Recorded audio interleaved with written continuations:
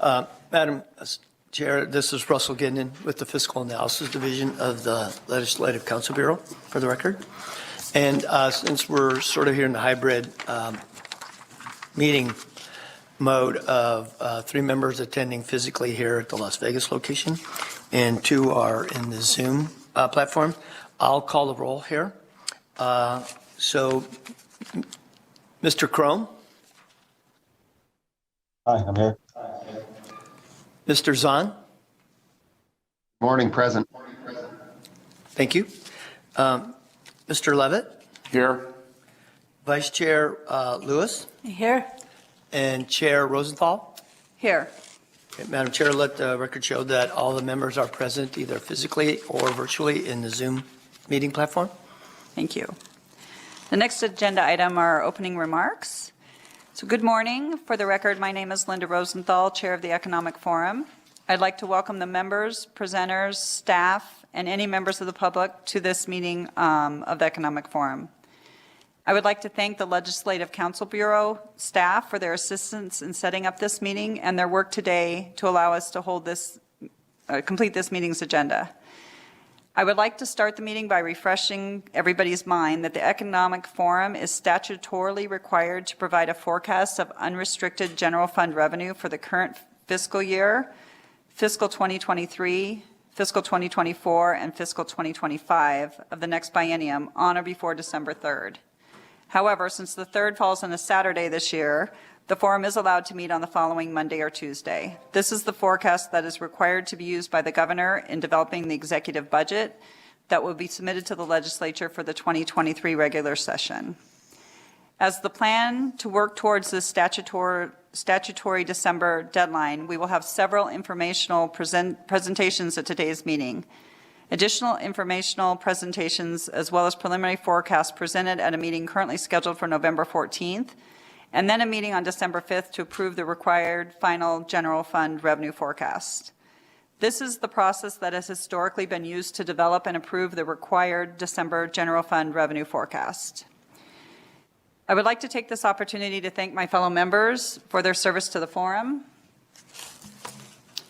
I look forward to working with each of you as we progress towards our December 5th goal of adopting a set of general fund revenue forecast.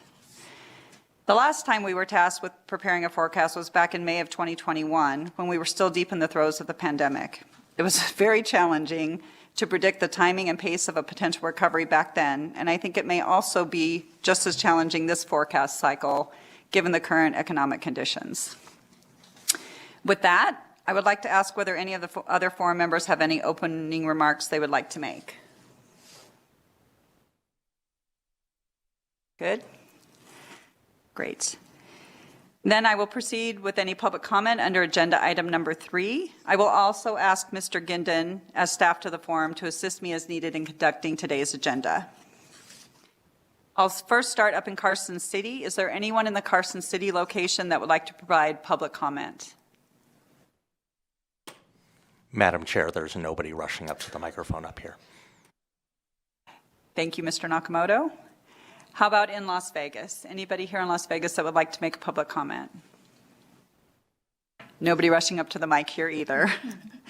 And then lastly, I would ask BPS staff if there's anyone online on a call that has called in that would like to make a public comment.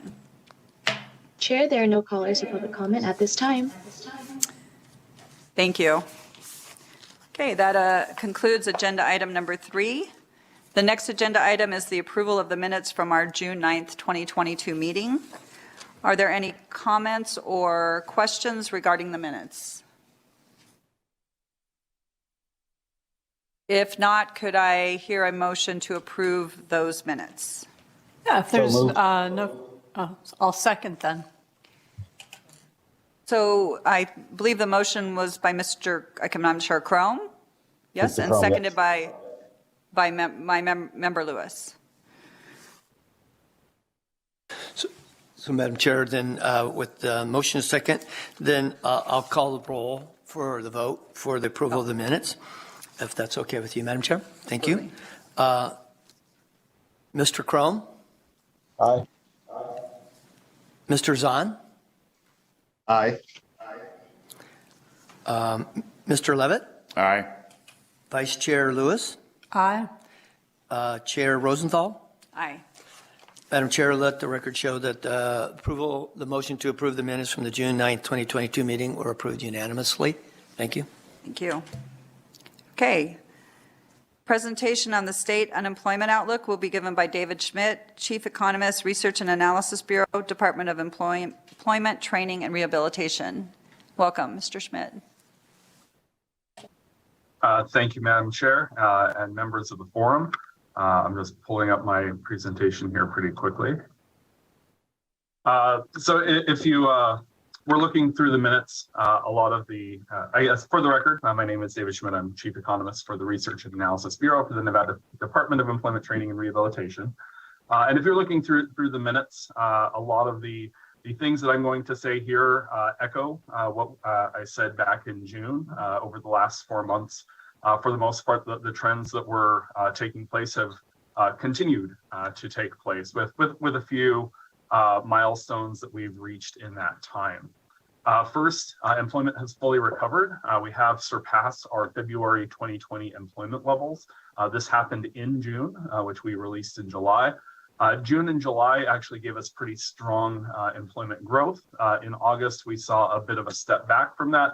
But really looking over the history of month-to-month changes in our employment estimates, this is pretty typical, especially if we've had a couple of pretty strong months, because these are monthly estimates. They will have a bit of volatility and they will move up and down a little bit. But overall, we're still 11,000 jobs ahead of where we were in February of 2020. And you can really see here that the pace of that recovery compared to either the 2001 recession or 2007 recession has been pretty rapid, even outside of the initial surge in employment we saw after the initial closure of non-essential businesses.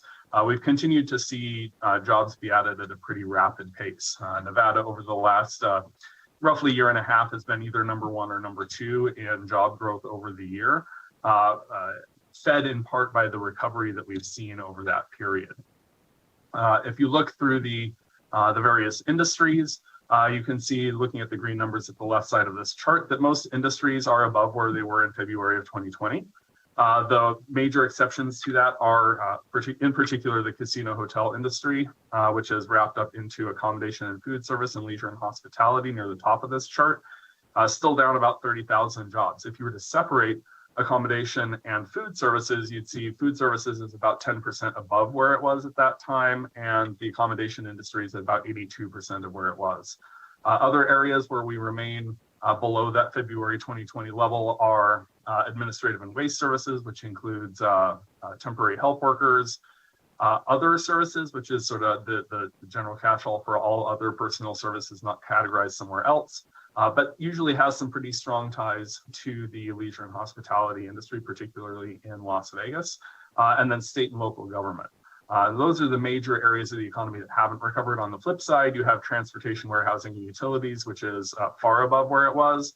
But we've also seen pretty significant growth in all of our goods producing industries, including mining, construction, and manufacturing, professional and technical services, the healthcare industry, and a number of other places that are well ahead of where they were.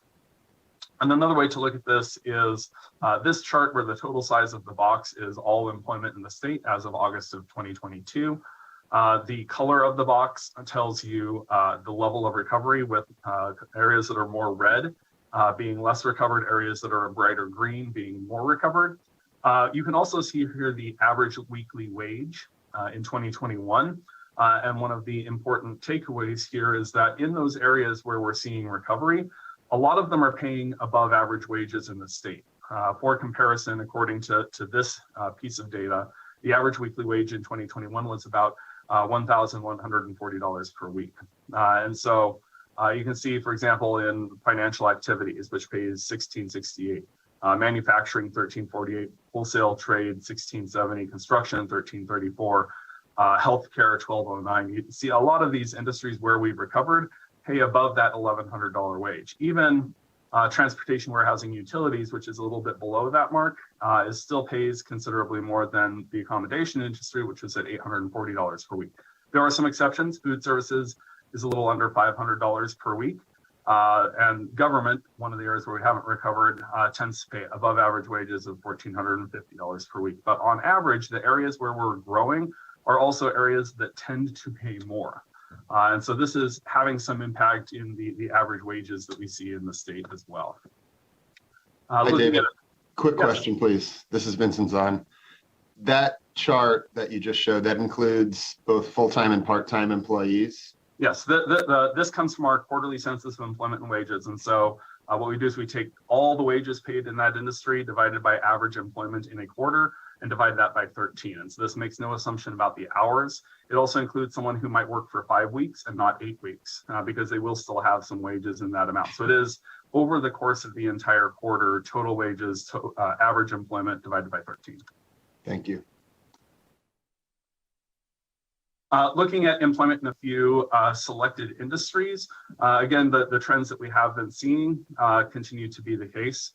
The casino hotel industry saw some pretty strong recovery in around the end of last year, beginning of this year, particularly as we were revising the estimates that we see. But then the trend has been a little bit flat. Of all of the employment estimates, this is the one I'm most suspicious of because we saw this exact same trend last year.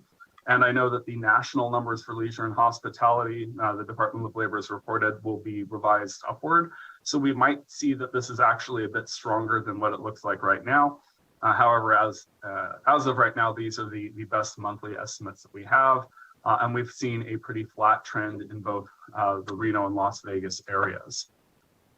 For transportation, warehousing, and utilities, and because the font here is very small, I will say in all of these charts, Las Vegas is on top, Reno is on the bottom, and the full span of the chart is 1990 to the present.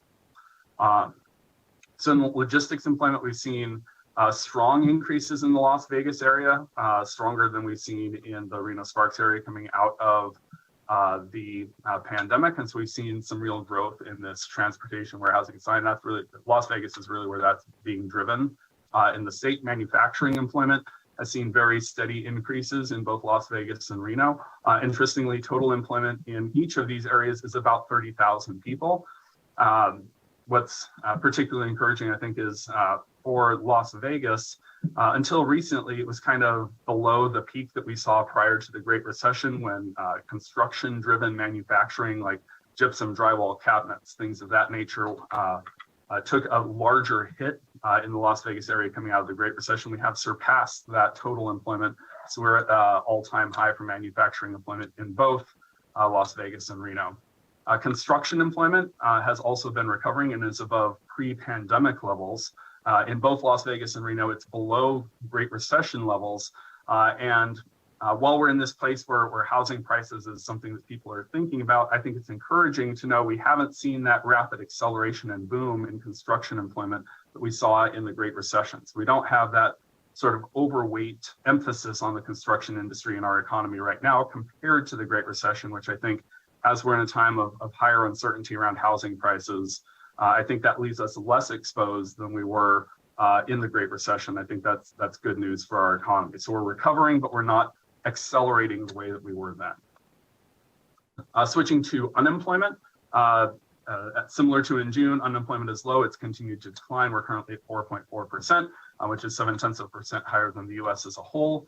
We are relatively high compared to other states. Personally, I think this is kind of good news because if you see down at the bottom of the chart, states like Minnesota, New Hampshire, Utah, Nebraska, you're talking nearly 2% unemployment. That's a very, very tight labor market with a very low number of people that are in the middle of transitioning between jobs, which will likely drive wage pressure and challenges recruiting and finding workers. We're below 5%, so we have a low historical unemployment. But even though unemployment is relatively high, I don't think that's necessarily a bad story for the overall health of the economy. Our labor force participation rate does remain low. The gray ribbon in this chart shows the 20th to 80th percentile for all states. So you have roughly 10 states above the ribbon, 10 states below the ribbon, and 30 states in the middle. Nevada is near the lower end of that middle range. And so our overall labor force participation is just above 60%. There has been a long-term decline among all states, as well as in Nevada, because this is driven both by specific impacts that we've seen coming out of the pandemic, as well as some longer term demographic shifts and changes. But I do find it interesting if you draw roughly a straight line from the high of the 2000s through what we saw coming out of the Great Recession to now, you can see that it's been a pretty steady trend. This is not something that's suddenly shifted or changed as we come out of the pandemic. So I think there's more longer term structural factors here and fewer short-term adjustment factors taking place right now.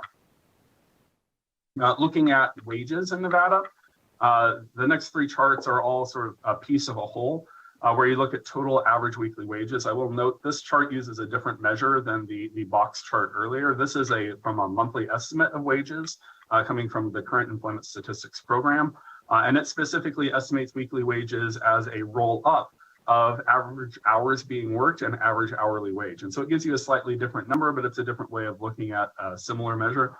This is also only the private sector. It excludes government employment. So the average weekly wage here is $996 in Nevada. That for Nevada is a little bit lower than average. We're 32nd among the states, but we've been growing at a relatively rapid pace, 6.7%, which is sixth out of all of the states as of August. The components of that, as I said, are hours and hourly wages. The hours worked in Nevada has declined by 1% over the year. This is right in the middle of the experience of all states. Most states have seen a decline.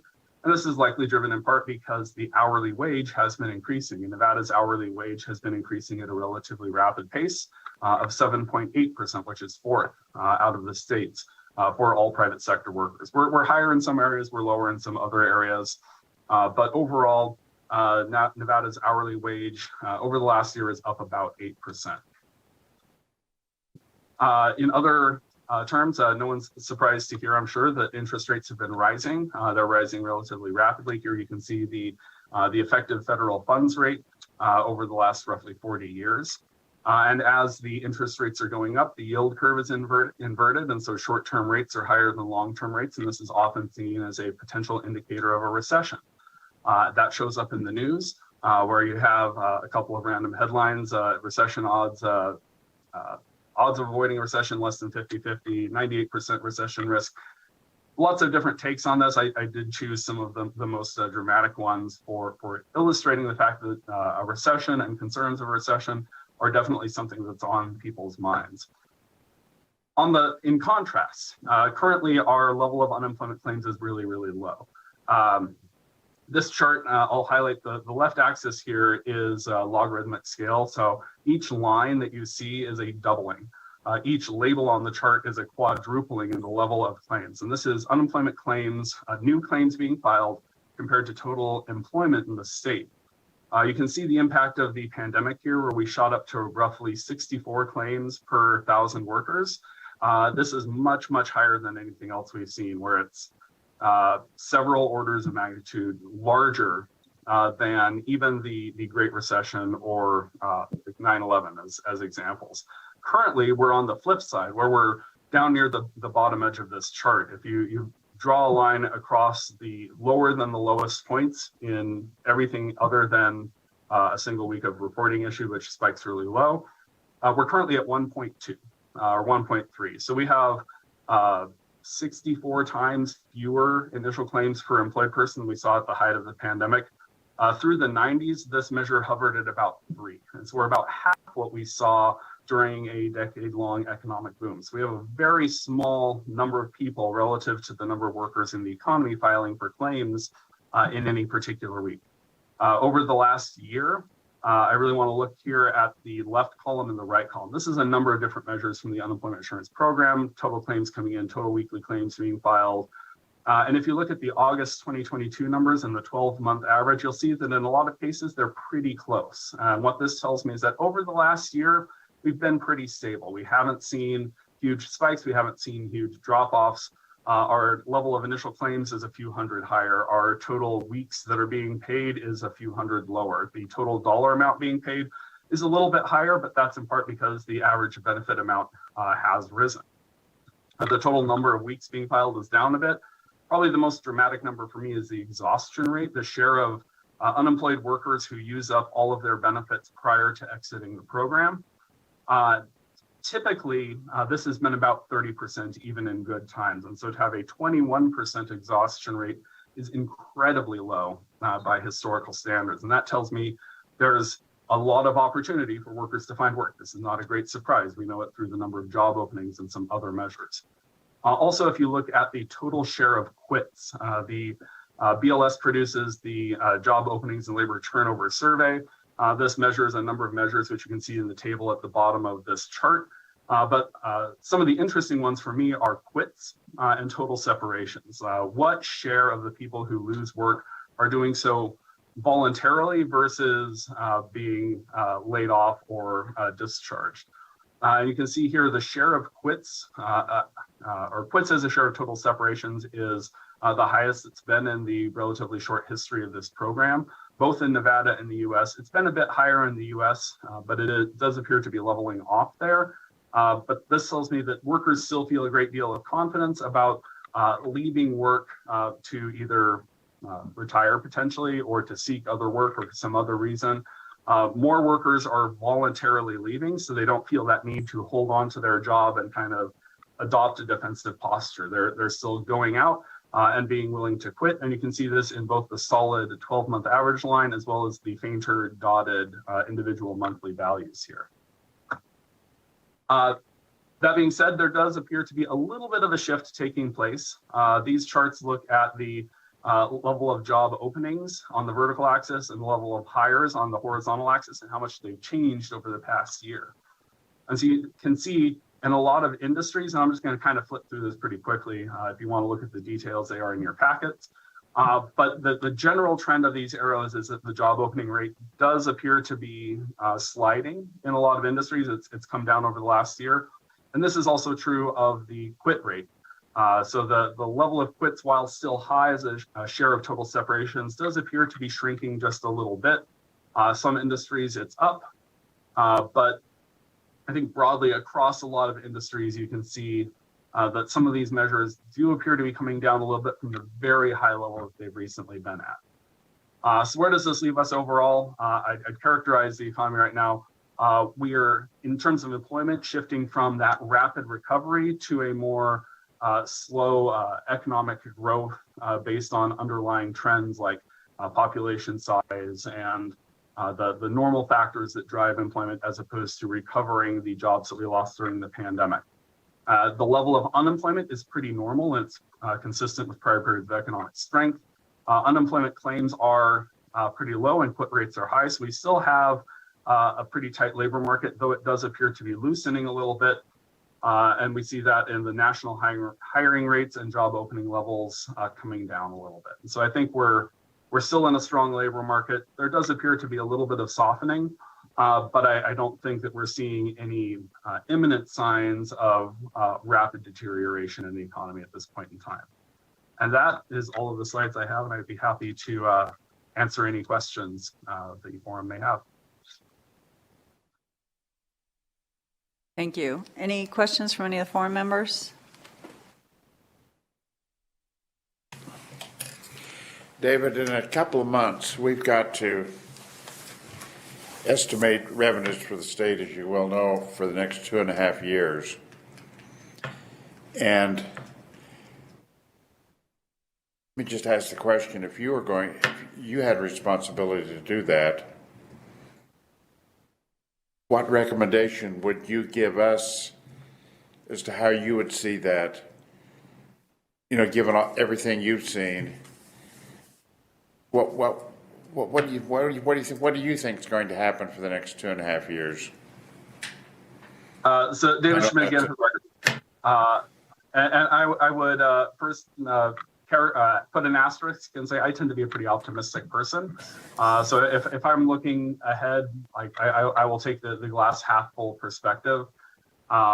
Are there potential warning signs for the national economy? Obviously, the Federal Reserve is trying to slow down the very rapid pace of economic activity that we've seen recently. We do have high inflation. These things are concerning.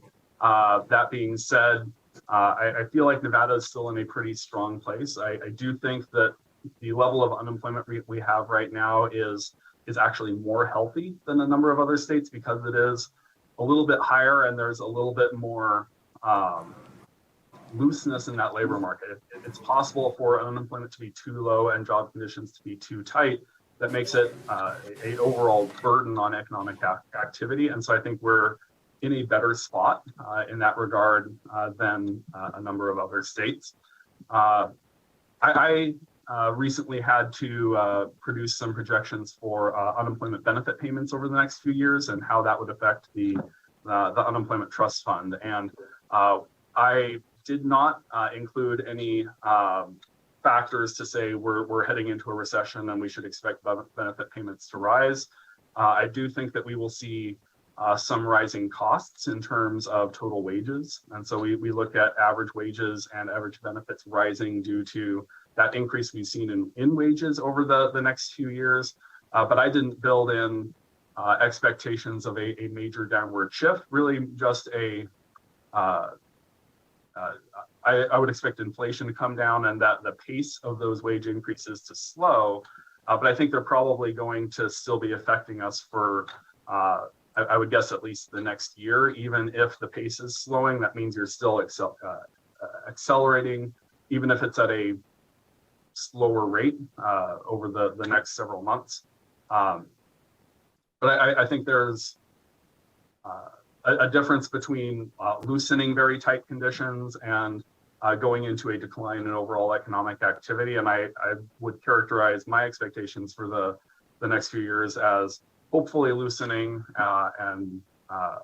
but continuing to see more trend growth than rapid growth. I'd say more 2% employment growth over the next several years instead of the 5% that we're seeing right now. So slowing down, but into a more stable and sustainable pace instead of recessionary or overly accelerated levels of activity. Hopefully that wasn't just a bunch of words saying, I don't know, but hopefully good. Thank you. Mr. Zahn or Mr. Crum? Sorry, Mr. Zahn or Mr. Crum, any questions for Mr. Schmidt? No comments from me. Thank you. Great. I just have one question on back on your slide, page 31 of the packet. I'm not sure where you show the different industries and the pace of recovery, and it showed the leisure and hospitality and accommodation and food service still having quite a ways to go. Do you have any insight at all into whether that is because those businesses have not recovered as quickly and they're slow to hire, or is this just truly they can't find the workers? David Schmidt again for the record. I think there's a little bit of both taking place. I think there have been likely some structural changes over the last 2 years about the level of staff that's needed to maintain operations. And so my expectation is not we're going to get back up to where we were. That being said, at least nationally, there's a very high level of job openings and hires taking place in the leisure and hospitality industry.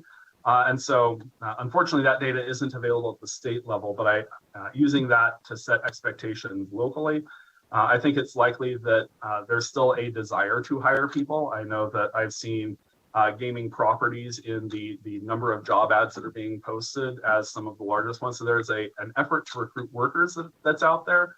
And so I think there's some aspect of this which is struggling to attract and retain workers because there's high levels of openings, high levels of hires, and high levels of quits in that industry nationally. But I also think that even if there were an infinite number of available workers, I don't think that level of employment would get back to where it was prior to the pandemic, just because of some of the changes that employers probably at first had to adopt and then have since worked into their business practices that have probably reduced the overall demand for that industry over the last the casino hotel industry in Las Vegas peaked in 2006 in Reno and Sparks in 1997. And so there's been a pretty flat trend in terms of employment in those industries. And so because of the shift, I wouldn't expect it to come back up to where it was, but to probably settle in at a bit lower level in the long term. Our long-term projections do have accommodation coming back up toward its pre-recession levels, but that's by 2030. And so over the next few years, I think it'll still remain well below that February 2020 level. Thank you very much. If there are no further questions, we can move on to the next agenda item. Okay, great, thank you. So agenda item number 6, presentation on the state population outlook from Matthew Lawton, State Demographer, Department of Taxation, joining us from Carson City. Good morning. Good morning, Madam Chair, members of the forum. Matthew Lawton, Nevada State Demographer for the record, in the Department of Taxation. I'm going to present to you this morning a brief presentation covering the components of population change as they relate to Nevada, some of the demographic characteristics of our state, and then I'll do a brief overview of the most recent population projections for the state. Just a little refresher here. So for the components of change, looking at kind of how we estimate population from one time period to the next, we start with a population at a previous time. We add in the natural increase, which is the number of births minus the number of deaths. And then we also add in net migration, which is immigration minus emigration for that same time period. So I'm going to cover each of these components, show some of the national trends, and then speak to how those relate to Nevada. So we saw some headlines earlier this year that the U.S. birth rate had increased for the first time since 2014. So this ended a 7-year slide. However, it was a very slight increase of only 1%. Looking at a longer time series nationally, the fertility rate nationally has been on a steady decline with a small bump just prior to the Great Recession. These charts show the total births in the U.S. on the left side, as well as the fertility rate on the right.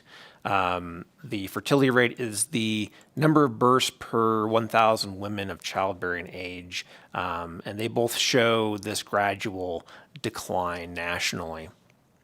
And if we dive a little bit deeper and look at a more detailed representation by year and age group, we see that the trend is that women are waiting longer to have fewer babies.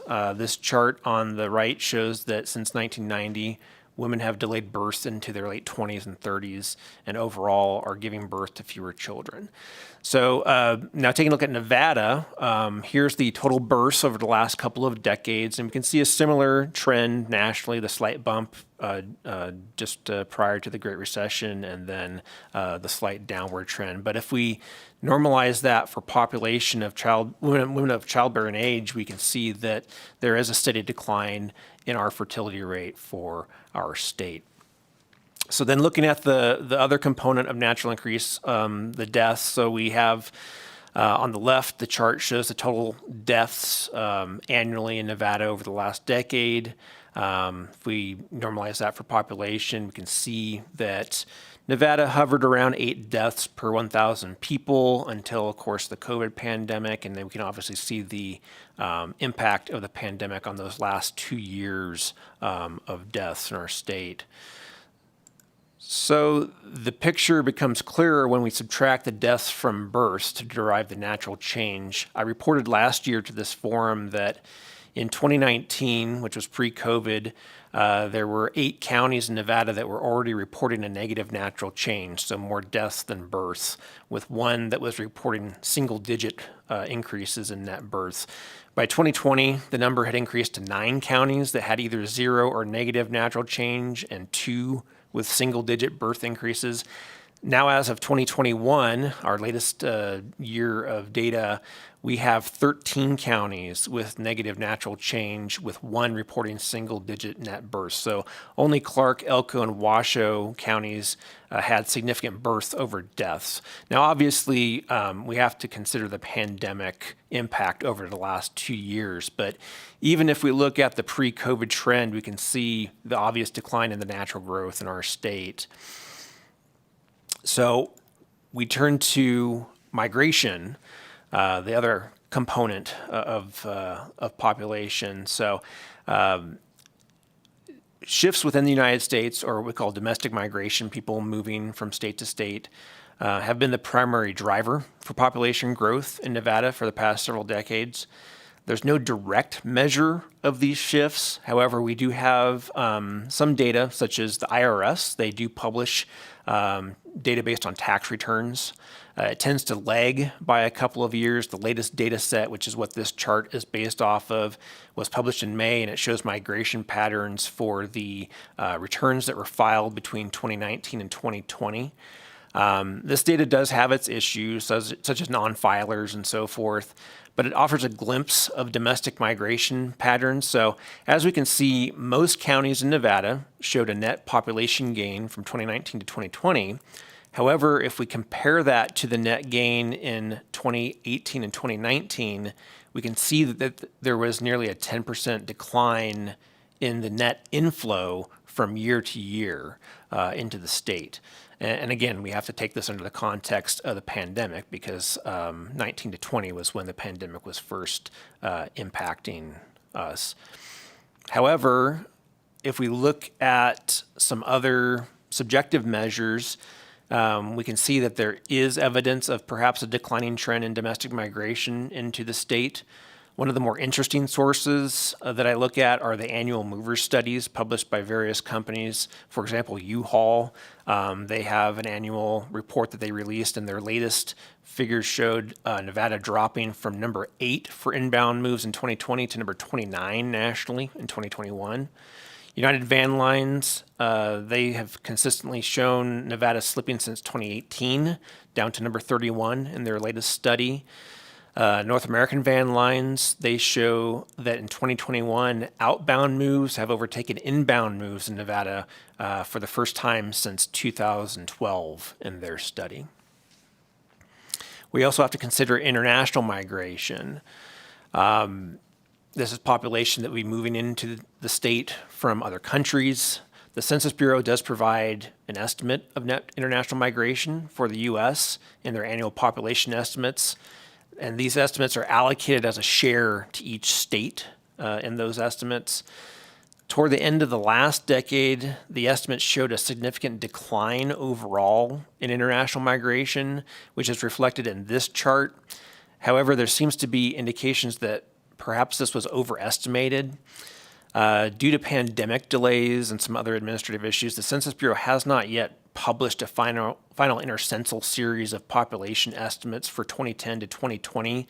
So we don't have a complete picture yet of the international migration trend.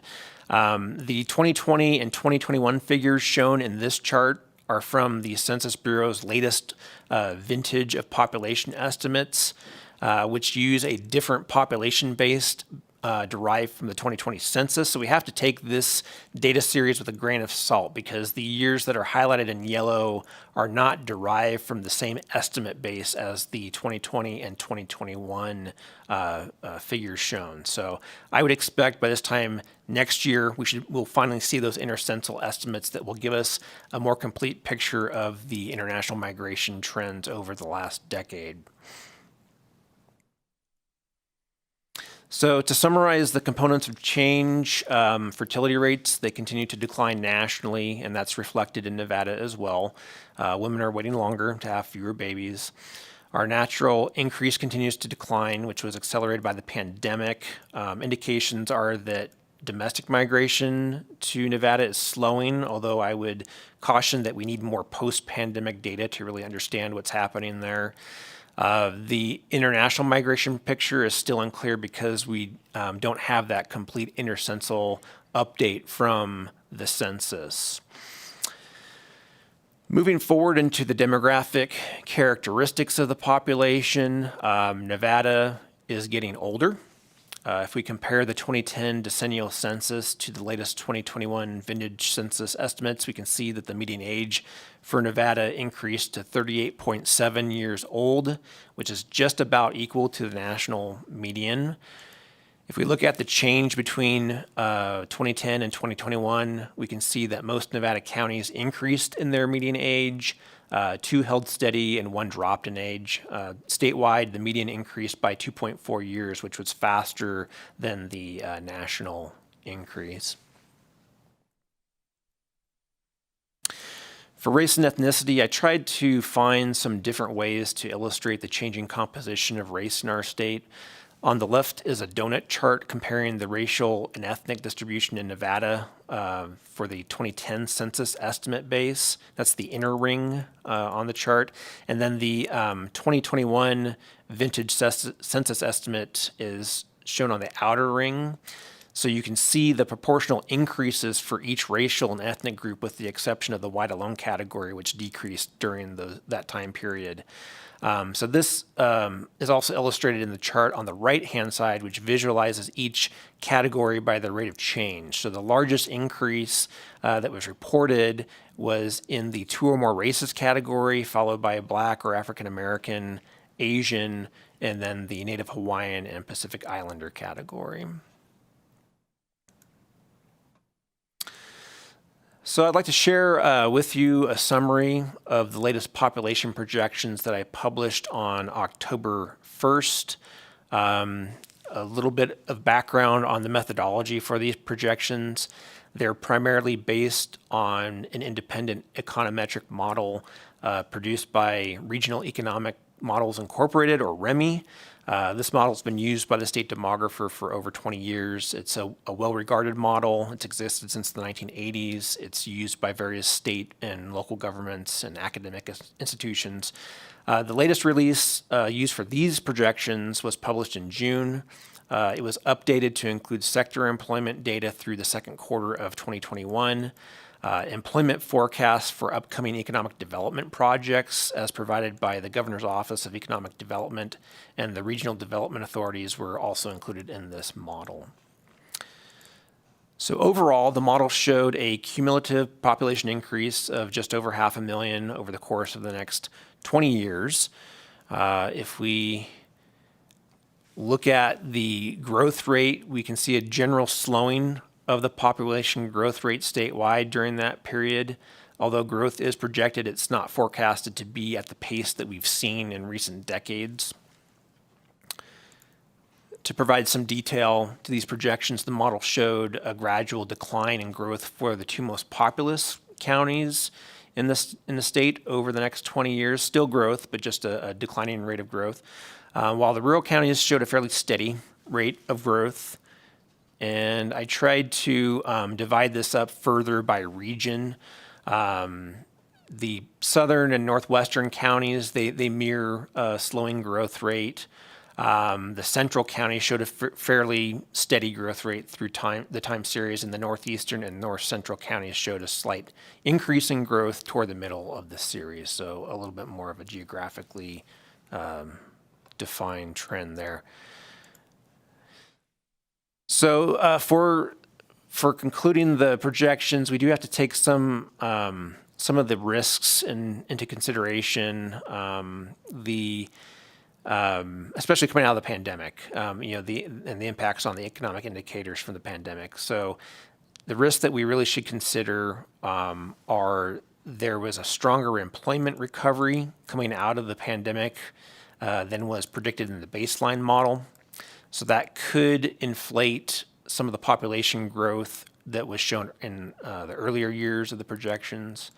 Housing availability is a potential limiting factor that is not considered in the model. Therefore, the growth projections may not be realistic if counties do not have the housing to support that population. The model may not be entirely predicting employee commuting patterns, which can affect the population distribution among neighboring counties, especially in the rural areas. The model does attempt to forecast international migration, but this is greatly dependent on policy that's set at the national level. So that has to be taken in context through a 20-year series of forecasts. Likewise, fluctuations in domestic migration patterns should be considered when interpreting the projections. And of course, as I've said several times already, the lingering effects from the pandemic. There's also threat of global conflict, resource limitations, economic volatility. Those are all factors that will certainly have impacts to long-term population forecasting that are not yet fully understood. So that was my brief presentation. I'd be happy to hear any questions that any members of the forum may have. Thank you, Mr. Lawton. Any questions from any forum members? Nothing for me. Well, good. Great. Thank you very much. Thank you.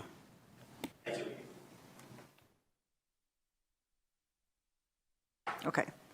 So next on the agenda is agenda item number 7, presentation on the Southern Nevada Economic and Construction Outlook by Brian Gordon, principal at Applied Analysis. The slide for this presentation is outside the broader economic forum deck. Just 1 second while we get the presentation pulled up here.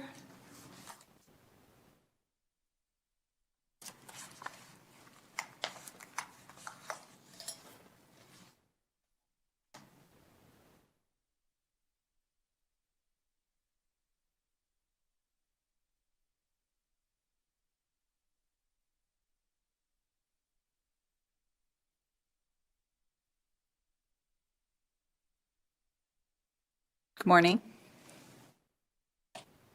Good morning, Chair Rosenthal. Thank you for the opportunity to be here today. Brian Gordon, principal with Applied Analysis for the record. I have, looks like my presentation is up and loaded, so I will hit play on there, and I'm assuming it's displaying on the screen both here and up in northern Nevada. So the request that came through to our office was to discuss what's happening in the broader economy/job market. So I've got a section of my presentation that I think Mr. Schmidt had just walked through, which was very informative and useful for your purposes. So I probably won't dwell too much on that particular topic. I also have some information for you today as it relates to what's happening in the residential market, what's happening in the commercial real estate markets. I think that is the primary objective here as it relates to construction activity and potentially property taxes and other fun stuff that you're evaluating as part of this process. And then we've got some information in terms of major investments that are happening here in Southern Nevada that may be useful just to give some indication as to the potential expansion of the property tax base and other broader investments in the local economy. Like I said, Mr. Schmidt had walked through pretty good detail what is happening in the job market here. I don't think I really need to spend a whole lot of time. We do have a number of slides, and I realize your agenda is pretty packed, and so I'll try to keep my comments pretty brief here as I walk through some of these elements. But I think you've got a feel for all of these. I think there was just a couple of slides that may be helpful here, specific to Southern Nevada. Mr. Schmidt talked a little bit about the performance of different industries as it relates to the job market. The slide I have on the screen for you here is really designed to just demonstrate how different industries have performed relative to the prior peak. So this is comparing here in Southern Nevada to the November 2019 timeframe, which was that pre-pandemic peak level. We're essentially back to that, off about 27 jobs, but you get the idea where we've seen some reshifting or reshuffling within the economy, trade, transportation, and utilities. You heard about warehousing positions, retail-related positions. That was where we've seen the bulk of the growth, and we've seen some lagging sectors within the economy. You'll hear a little bit more about the leisure and hospitality industry from Mr. Hill, but those indicators are performing relatively well and recovering at a relatively robust pace, but we haven't seen all of those jobs come back yet. And so you see the distribution of how different sectors of the economy have performed here, specifically in Southern Nevada. Unemployment rates, you heard a lot about that. Mr. Schmidt did refer to this idea about the number of job openings relative to the number of people that are looking for work. Nationally, there's about 1.8 job openings for every person that is actively seeking work. That ratio is a little bit lower here in the state of Nevada. I always like to look at this trend chart in terms of where we've seen this bump in terms of the job openings. The question has become lately, if somebody has gone a year without filling that position, is that position really open?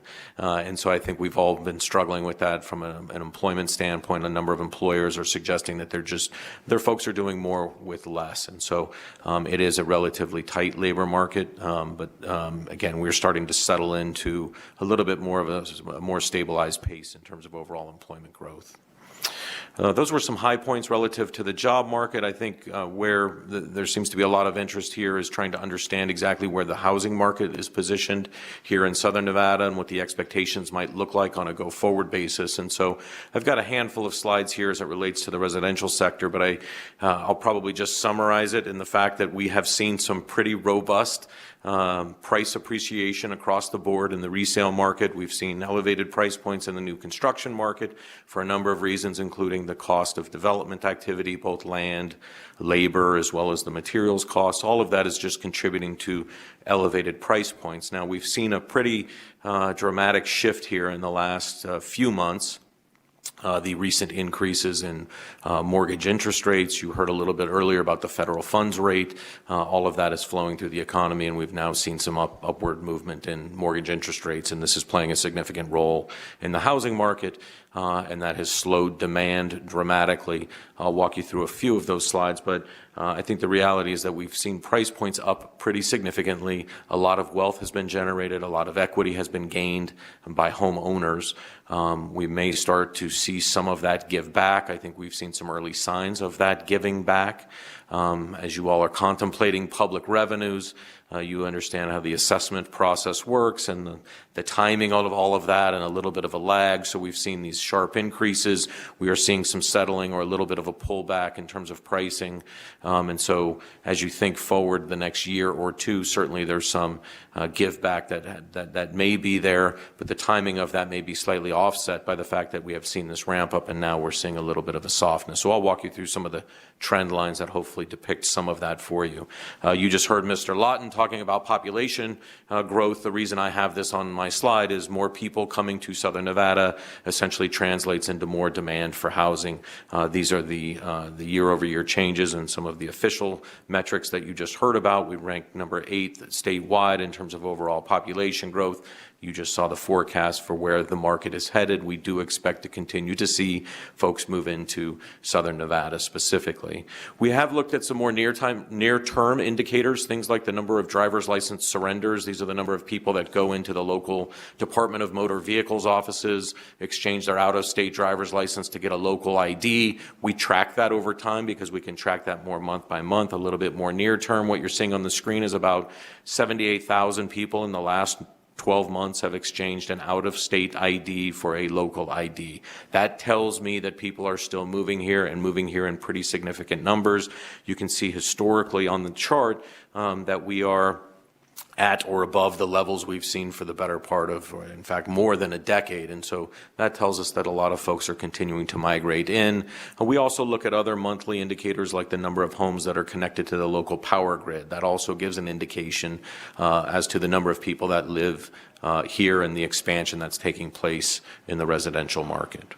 And where are people coming from? 4 out of 10 are migrating in from California. No surprises there. I see some heads nodding. Yes, it's, again, we are benefiting from what is happening to the west of us, obviously a higher cost of living. We've seen a lot of migration at the onset of the pandemic as I think remote work has become more commonplace. I think Nevada has benefited from some of that.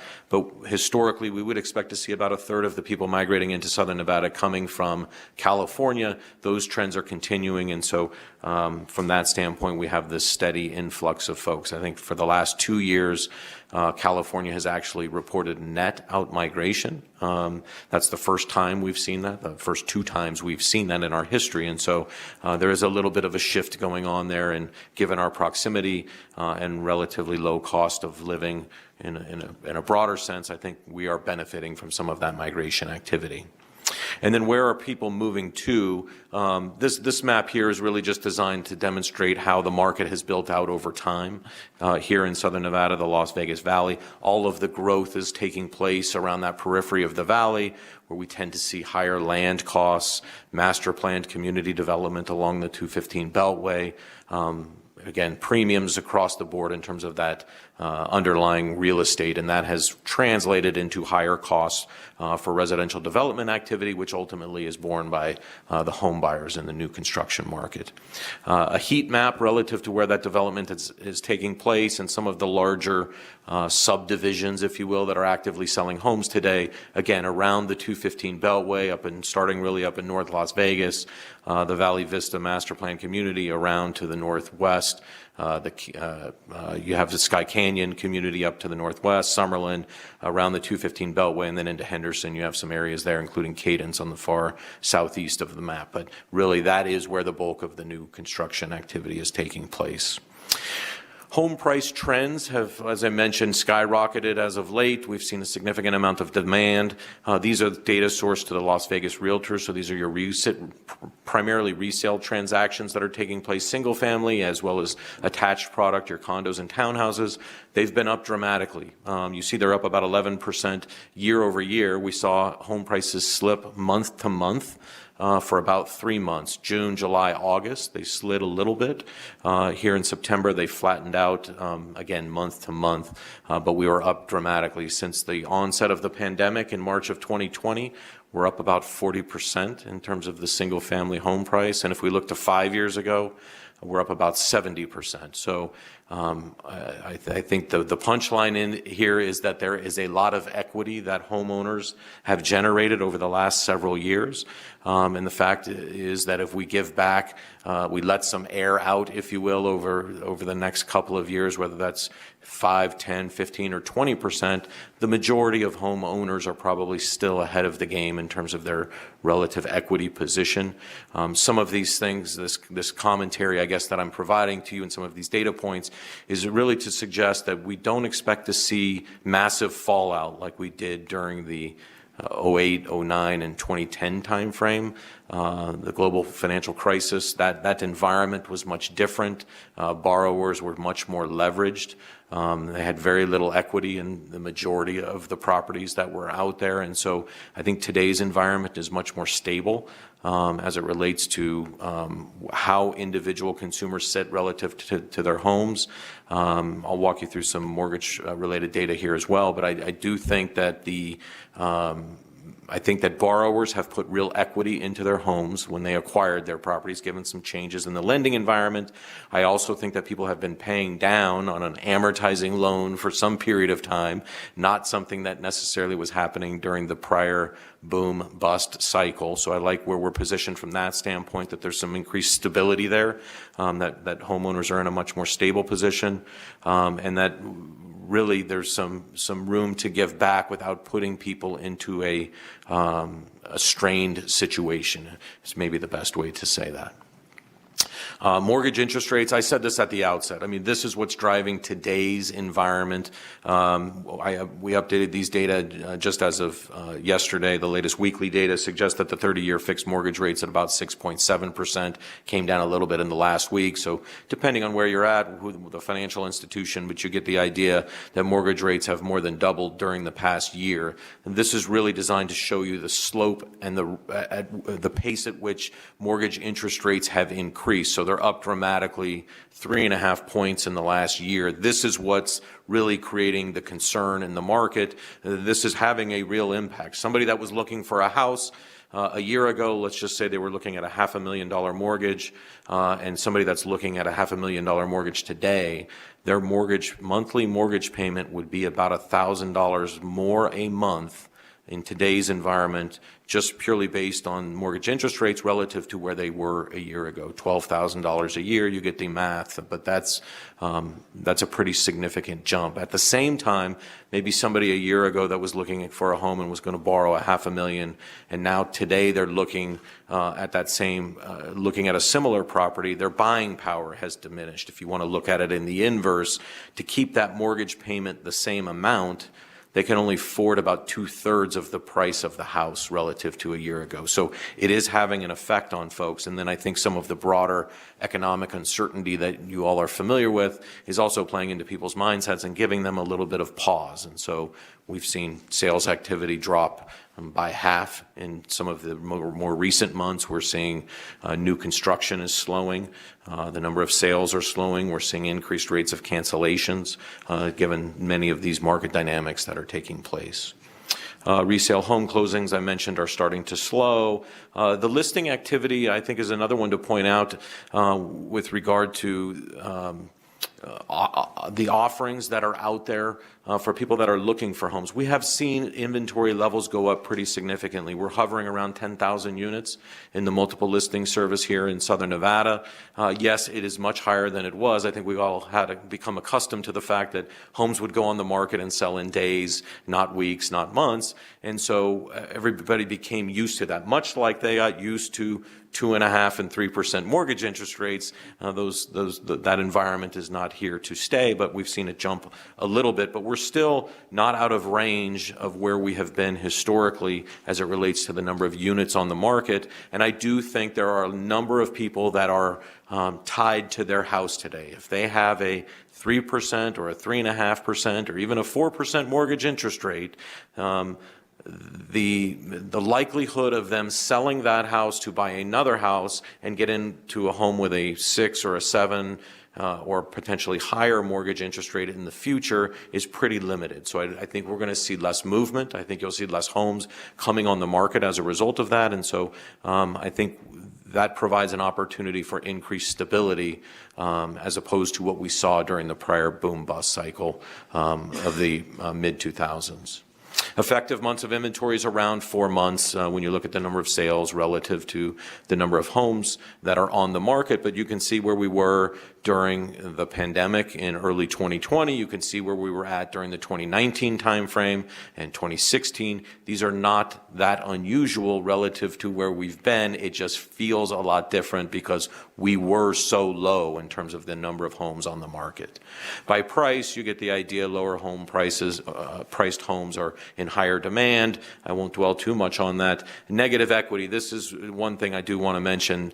People are in a much stronger position than they were before, so very few folks are upside down on their mortgage, if you will. That provides us some comfort, again, that there's some room in there should prices continue to adjust. And if we look at what was happening in the mid to late 2000s in terms of the distributions of the types of loans that were taking place, you can see that about 40% of loans were adjustable rate type mortgages. We all remember how that played out. Today, it's about 1%. So again, more stability, longer-term fixed-rate mortgages are being locked in today. And if we look at the distribution just nationally, about 3/4 of all loans are still under 4%. So again, a comfort level that, assuming folks continue to have jobs and be gainfully employed, that there is more modest risk of fallout as it relates to the housing market.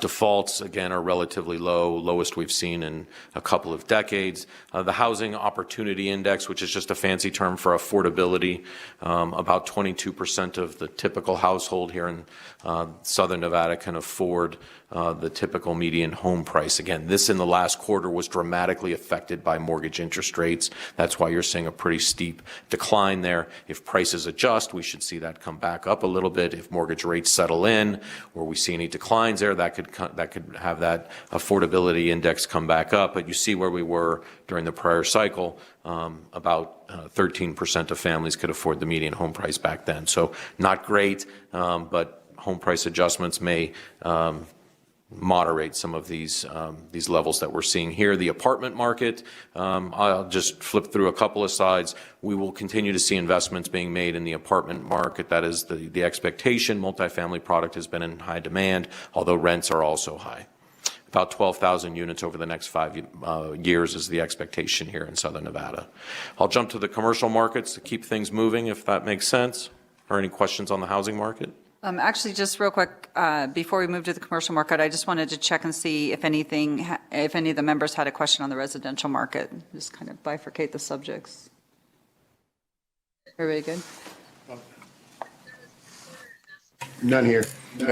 Maybe I can make a comment. A question now is that, as you well know, one of the taxes we have to provide an estimate for is real property transfer tax, which is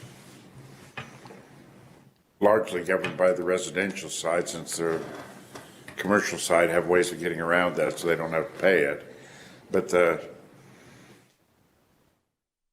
question I asked before, if you were trying to look into the future now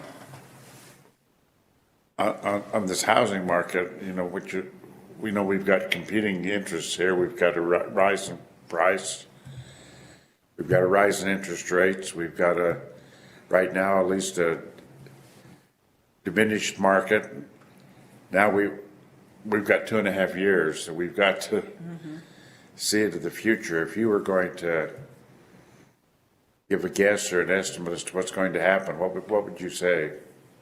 Yeah, thank you, Member Levitt. I would say, as it relates to the real property transfer tax,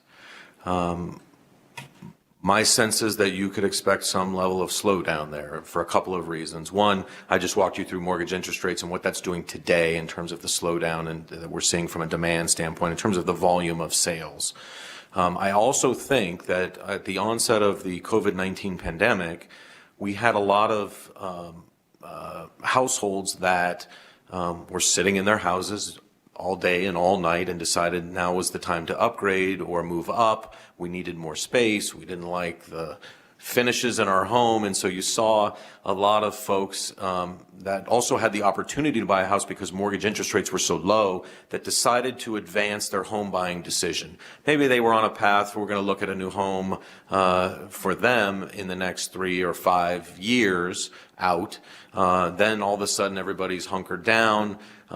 Their buying power increased as a result of the lower mortgage interest rates. So maybe they purchased a home in the next 6 or 12 months as opposed to waiting 3 or 5 years. So this is a long way of me saying I think we pulled a lot of that demand forward. I think a lot of people moved earlier than they might have moved otherwise. And now they're in their home, and I referred to it already, the fact that mortgage interest rates are up, they're locked in at a lower cost of borrowing. The likelihood of them moving again is probably pretty limited. 3/4 of folks are at a mortgage interest rate of under 4%.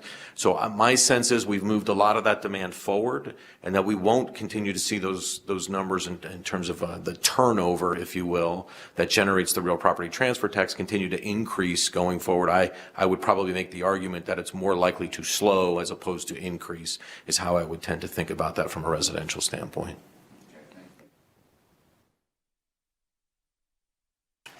I was going to ask, do you see any impact? I've been watching as people are pulling building permits and they're transferring it over to build for rent versus putting them on the market. Do you see that kind of taking up a bigger and bigger share, which means we don't see the transfer tax? Is that something you're seeing, or is it more just a newspaper thing? Vice Chair Lewis, I would say that it's happening. It is happening. Obviously, you're very in tune to that, and you're seeing it. I think builders are becoming much more creative. Obviously, they have a pipeline of work. We're seeing cancellation rates increase. Do they continue to build out these properties? I think the answer is yes, if they're underway, and I think they're looking to feed the machine, if you will, to keep their businesses moving forward. And so whatever alternatives are out there that allow them to do that, I think converting for sale product to for rent product is a reality. And I think a number of builders nationally have said that they're actively pursuing that. We have heard anecdotally from some local builders that they are also exploring those options. In what numbers those happen, I'm not entirely sure, but I do think that's a viable path for a lot of the builders. And yes, that would limit the number of homes that are transferring title potentially at some point. And then the other question, and I've never really seen it broken out during COVID. I like to follow transactions, I guess. But during COVID, the last 2 years, I've noticed a lot of apartment complexes changing hands where they actually did pay the real property transfer tax, to the extent of you might see one a week of a $40 million transaction as these funds come in from California, New York, Chicago, wherever. Do you think those transactions are kind of, I mean, with the 12,000 new units, some will probably sell to investors, but do you think we're going to see many more of those, or do you think everything's traded hands?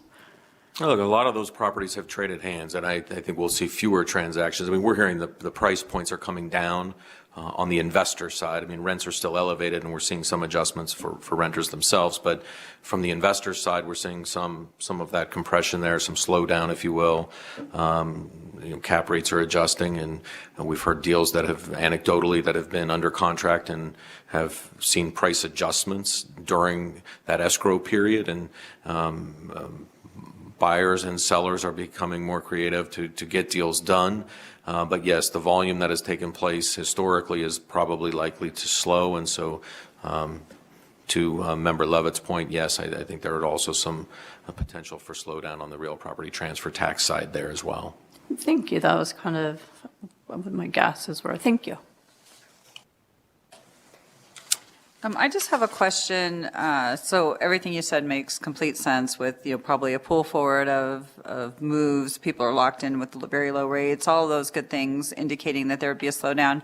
I'm just curious about the opportunity to expand for new homeowners, right? So you talked about big housing developments, planned suburban areas along the 215 Beltway. You look at your map of the development. I mean, obviously it's spread out from the core.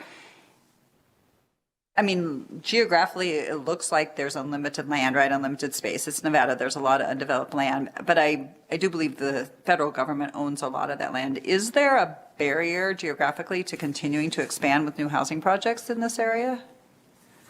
Yes, there is a barrier. We have this de facto boundary around the urban Las Vegas Valley that has the potential to limit our development activity over the longer term. Within your forecasting horizon, probably less of an issue, but there is certainly a limitation to the amount of land that exists. We've actually done some work on this topic for the Southern Nevada Home Builders Association and took a look at how the valley has historically built out, how much vacant lands exist within the urban valley, and we're looking at about 11 years of effective inventory if we were to build out at the expectation of how the projections as it relates to population growth that you all just heard this morning. And so to the extent we build out at that pace and we build out the densities that we've historically built out at, we're looking at about 11 years of available land in the pipeline. And so you've heard all about federal lands bills and other measures to try and expand that boundary. But there is a limit, and we will get there at some point in time in the absence of some change legislatively. Thank you. Any other questions before we go to the commercial market? No I question. think we're good. Thank you. Great, thank you. I won't spend as much time on the commercial markets. I will walk you through just a handful of the key statistics as it relates to the office market, the industrial market, the retail real estate market. I just have these trend charts to give you a feel for how things have been performing. Again, big picture, we have continued to see investments being made in each segment within the commercial real estate markets. This is your inventory, the million of square feet in each one of those. The industrial market, you're going to notice on each one of these slides, is going to be the one that catches your eye each time. This is really where we've seen the bulk of the investment, the bulk of the demand, and this is really where the market has been. We talked about the job market, warehousing, distribution types of activities that have been taking place as a result of the onset of COVID-19. That has been generating significant demand for warehousing and distribution types of commercial real estate. Vacancy rates have been down across the board. We're seeing demand outpacing new supply. We've seen lease rates continue to escalate. Average asking rents for the available product has continued to increase over time again, but over the long run, they have not been that dramatic, 2 to 3% per year on average, depending on the mix of the product. But nonetheless, the demand has generally been there, and we've seen some pretty stable development activity relative to the demand side of the equation. Absorption, essentially the net demand that takes place each year. This is the big one in the middle. The scales are all different, but industrial has demanded over 9 million square feet of product in the last 12 months alone. So we're seeing a significant amount of net move-ins into industrial product. And then the numbers for office and retail have been much more modest. The number of completions, new product coming to the market, about 7 million square feet of new industrial product coming online in the last 12 months, and only a couple 100,000 square feet of office or retail in the last year. Development activity, this really just gives you a feel for the pipeline of future development activity. You can see the darker areas are the investments that are actively under construction today, and then the planned activity is the shaded area above that, but you still have over 10 million square feet of industrial product that is being constructed today that will come to market over the next 12 to 24 months. Retail has been much more measured. That has been relatively stable. And the office market, you've driven around the 215 Beltway in Southern Nevada. You see a lot of office product coming, but the reality is we're only talking about 1 million square feet in the big picture. So again, I don't have the sense that we are overbuilding by any significant amount, but these will be added to the rolls as these products come online. Any questions on the commercial markets that I can respond to?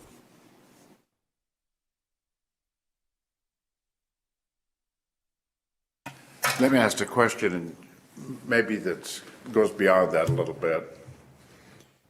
You know, we've seen some changes in the business makeup, particularly in, well, both here and in Washoe County.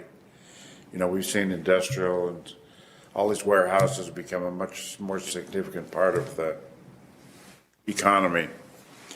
Now, if we would envision a recession coming up in the next year or two, what would the effect of that be, the change we've seen here, beyond the way we respond to a recession as compared to how we might have responded, you know, in previous recessions where we have a little different mix in the pot, so to speak? That's what I'm trying to get a, you know, somewhat of a handle on anyway, feel what would happen if the general expectation is a recession of some kind. How would we respond to that compared to the rest of the country, I suppose, based on what we see happening here now? Yeah, that's a great question. I guess the way I would tend to think about it is what we saw during the height of the COVID-19 pandemic and how did the state perform. I think you're grappling with really two ends of the state. The northern portion of the state responded or was impacted, maybe is a better way to say it, was impacted a little bit differently. I think they have a much more diversified economic base in northern Nevada as opposed to here in southern Nevada where we're sitting today. And I think they benefited from that. We've seen significant investments in the manufacturing sector up there that you heard about earlier. That has been driving a lot of the economic growth in the northern portion of the state. They are less dependent on tourism. It's just the makeup of the mix of the employers and the employees in the northern portion of the state. The core tourism industry is paramount here in southern Nevada. 1 out of 4 jobs are tied directly to the tourism industry, and that is what has allowed southern Nevada to continue to prosper and expand, and has been a phenomenal driver of the economy here in southern Nevada, and I don't think we get away from that. But that industry is somewhat dependent on discretionary spending nationally and internationally, and so to the extent there's a national slowdown, sure, that has a potential to affect what happens more dramatically here in southern Nevada as opposed to in the northern portion of the state. And so that is something I think we all need to be mindful of and how we respond to that. But within the tourism industry, and I feel silly even making these comments when Mr. Hill is here and going to be speaking to you shortly, but within the industry, I think there has been a lot of diversification as well. I'm sure he's going to talk about special events and sporting related activities and all of the things that the resort operators have done to diversify within the industry to provide some stability. So I think we're a little bit more insulated maybe than we have been during other cycles. And I would also say that to the extent we either are or will be in a recession, it is likely to be much shallower and short-lived than, say, the Great Recession. And so that also gives me a little bit of comfort. So I don't know if I've answered the question directly, but that's sort of how we're viewing the world at the moment. This last section, oh, I'm sorry. Was there a question? Mr. Gordon, I did have one question. Well, actually two questions. So as we're looking at, this growth, that's obviously diversifying, our economy a little bit more here in Southern Nevada. But I'm just wondering, from a zoning and just space, similar to the question that you answered on the housing piece, do we see at some point a constraint coming in any of these spaces, specifically industrial, because that's where we're seeing a lot of the growth? Are you seeing any of that? Is there any trend that we're going to see at some point where we, just run out of space in order to grow with the demand that's coming? That's my first question. And I'll let you answer that one. I'll come follow up with the next one. Great. Thank you, Member Crum. Yes, that 11 years of effective land availability that I talked about was for the entire market and focused on all property types, residential and non-residential development activities. So that gives you a perspective there. I do think in the industrial market, for example, that you're referring to, my sense is that there are some pockets of potential development areas. Obviously, you've heard a lot about Apex to the north in North Las Vegas. They're making massive investments there in infrastructure, and there is some capacity to develop out there. You hear a lot about to the south and some potential corridors being opened up there. West Henderson, out by your neck of the woods where you're probably sitting today, has some additional expansion opportunities there. So there's some pockets throughout the Southern Nevada market that would allow the non-residential development activity to continue. But again, I think in the near term, there's the capacity there. As we start to get further out on that time horizon, we need to be thinking about what that looks like a decade plus out. Gotcha. Okay, thanks. And then my other question is, I'm trying to marry up this growth that we're seeing here in these different sectors, office, industrial, retail, with wage rates. And I don't know this answer. As we start to see an increase in the industrial piece, maybe this is for the previous presentation that we had, will we see a difference in wage rates between, an office type of, environment versus industrial or retail? And is that something that we should be factoring in as well as we continue to grow in this space? That makes sense. Yeah, no, it makes perfect sense. I think it's a national phenomenon. We are seeing wages rise pretty dramatically, and I think in the state of Nevada, we are experiencing similar trend lines. The demand for employees is there. The shortage of the worker is also persisting, and so that imbalance is just continuing to drive wages north, specifically within the office and industrial and retail sectors. Yes, I think we're seeing an upward movement there. I think we've probably seen a faster pace of wage growth in a number of those sectors, particularly industrial. When you bring on 9 million square feet of product that is immediately leased up and you have employees occupying those buildings, filling those jobs has been pretty challenging. And I think we've seen folks transition within industries, and some have the ability or the wherewithal or the willingness to increase wages. And so, yes, I think we've seen that pretty dramatically in those particular sectors. And so, I think we'll continue to see that shift take place, barring some broader softness in the national economy that we may see some of those rates of wage growth settle a bit.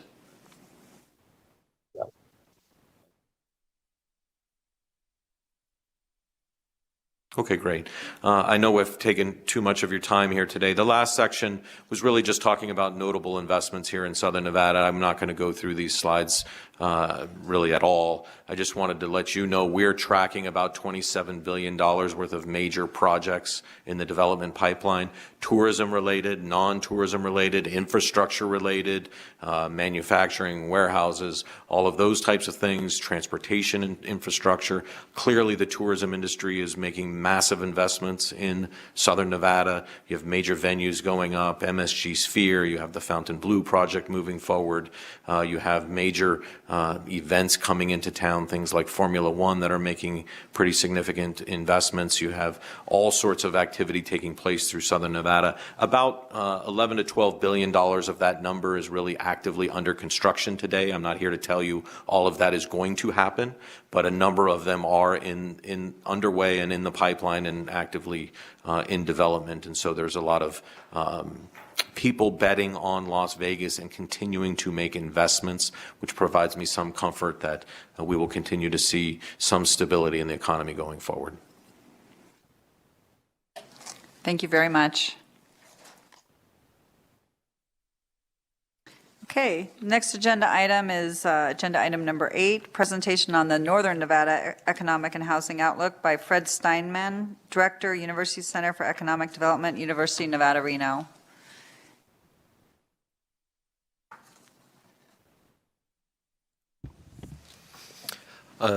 Thank you, Madam Chair, members of the forum. For the record, Fred Steinman, Director of the University Center for Economic Development at the University of Nevada, Reno. Pitch hitting for Brian Bonifant, Program Manager with the University Center for Regional Studies. Brian couldn't be here today, but he asked me to run through his presentation, an overview and economic outlook for the Northern Nevada economy with particular focus in Washoe County and the Reno-Sparks MSA. For the Reno-Sparks MSA over the last year, last couple of years actually, including the 2 years of the pandemic, employment growth has really been driven by individual industry sectors kind of at the top wage range, manufacturing, transportation, warehousing, utilities, construction, and professional business services, each paying wages that are significantly greater than the average wage for the entire region. Saw the strongest gains in terms of total employment growth. Not as a surprise, lingering impacts of the pandemic have continued to depress employment, specifically in the leisure and hospitality sector, as well as the wholesale trade and government sector. For the government sector, really impacts to budgets as a result of decreased economic activity over the course of the pandemic have again continued to push local governments, various public sector agencies to continue to reduce total employment. Relative to the entire state of Nevada, to the Las Vegas MSA, and really to the United States as a whole, total unemployment for the Reno-Sparks MSA really tends to be significantly lower relative, again, to these other geographic areas. Certainly well off the highs of unemployment rates during the early months of the pandemic, but still, even though the average monthly unemployment rate for Washoe County and the Reno-Sparks MSA was at 3.4% in August of this year, still a little bit ahead of where unemployment was pre-pandemic at 2.9%. But again, with unemployment being still relatively low, one of the major challenges facing economic growth and continued expansion of the Northern Nevada region will be the availability of a workforce, as most individuals, who can be employed are currently employed or are just switching between individual positions. A significant factor driving economic growth as well as population growth throughout the Northern Nevada area, but specifically for Washoe County, is net immigration of individuals moving from other parts of the state or primarily parts of California to Washoe County. One very poignant, advantageous observation of that net immigration of individuals to the Washoe County area is that about 25% of that net immigration over the last couple of years have really been driven by individuals between the ages of 20 and 29, which is ideal really to support those industry sectors that have become major drivers of economic activity within the region. They're also just before that age range of individuals who are tending to start to make their first major home purchase. So again, as more individuals between the ages of 20 and 29 continue to move into the Washoe County area, that will likely continue to fuel demand for housing, as well as or including both rental properties and single-family resident owner-occupied housing as well. Most of that immigration over the last couple of years, going back to 2019, certainly in migration within the state of Nevada, Clark County, Lyon County, Carson City, individuals moving from those counties into Washoe County.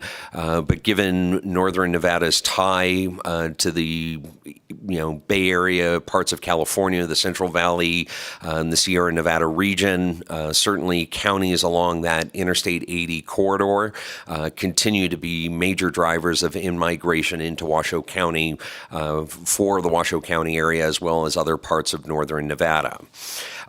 This here just gives a pretty general overview of population growth over the last 20 years.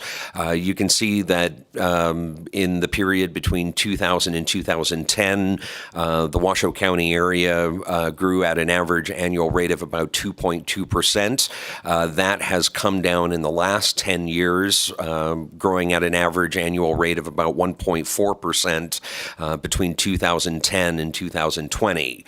Moving forward, again, continued growth in relatively high-paying industry sectors in Washoe County, neighboring Story County, and other parts of the northwestern Nevada region will likely continue to encourage and support population growth of about 1.5% per year over the next 5 years. And based upon that projected population growth, we could potentially see Washoe County cross the total population milestone of 500,000 permanent residents sometime between now and the end of 2023.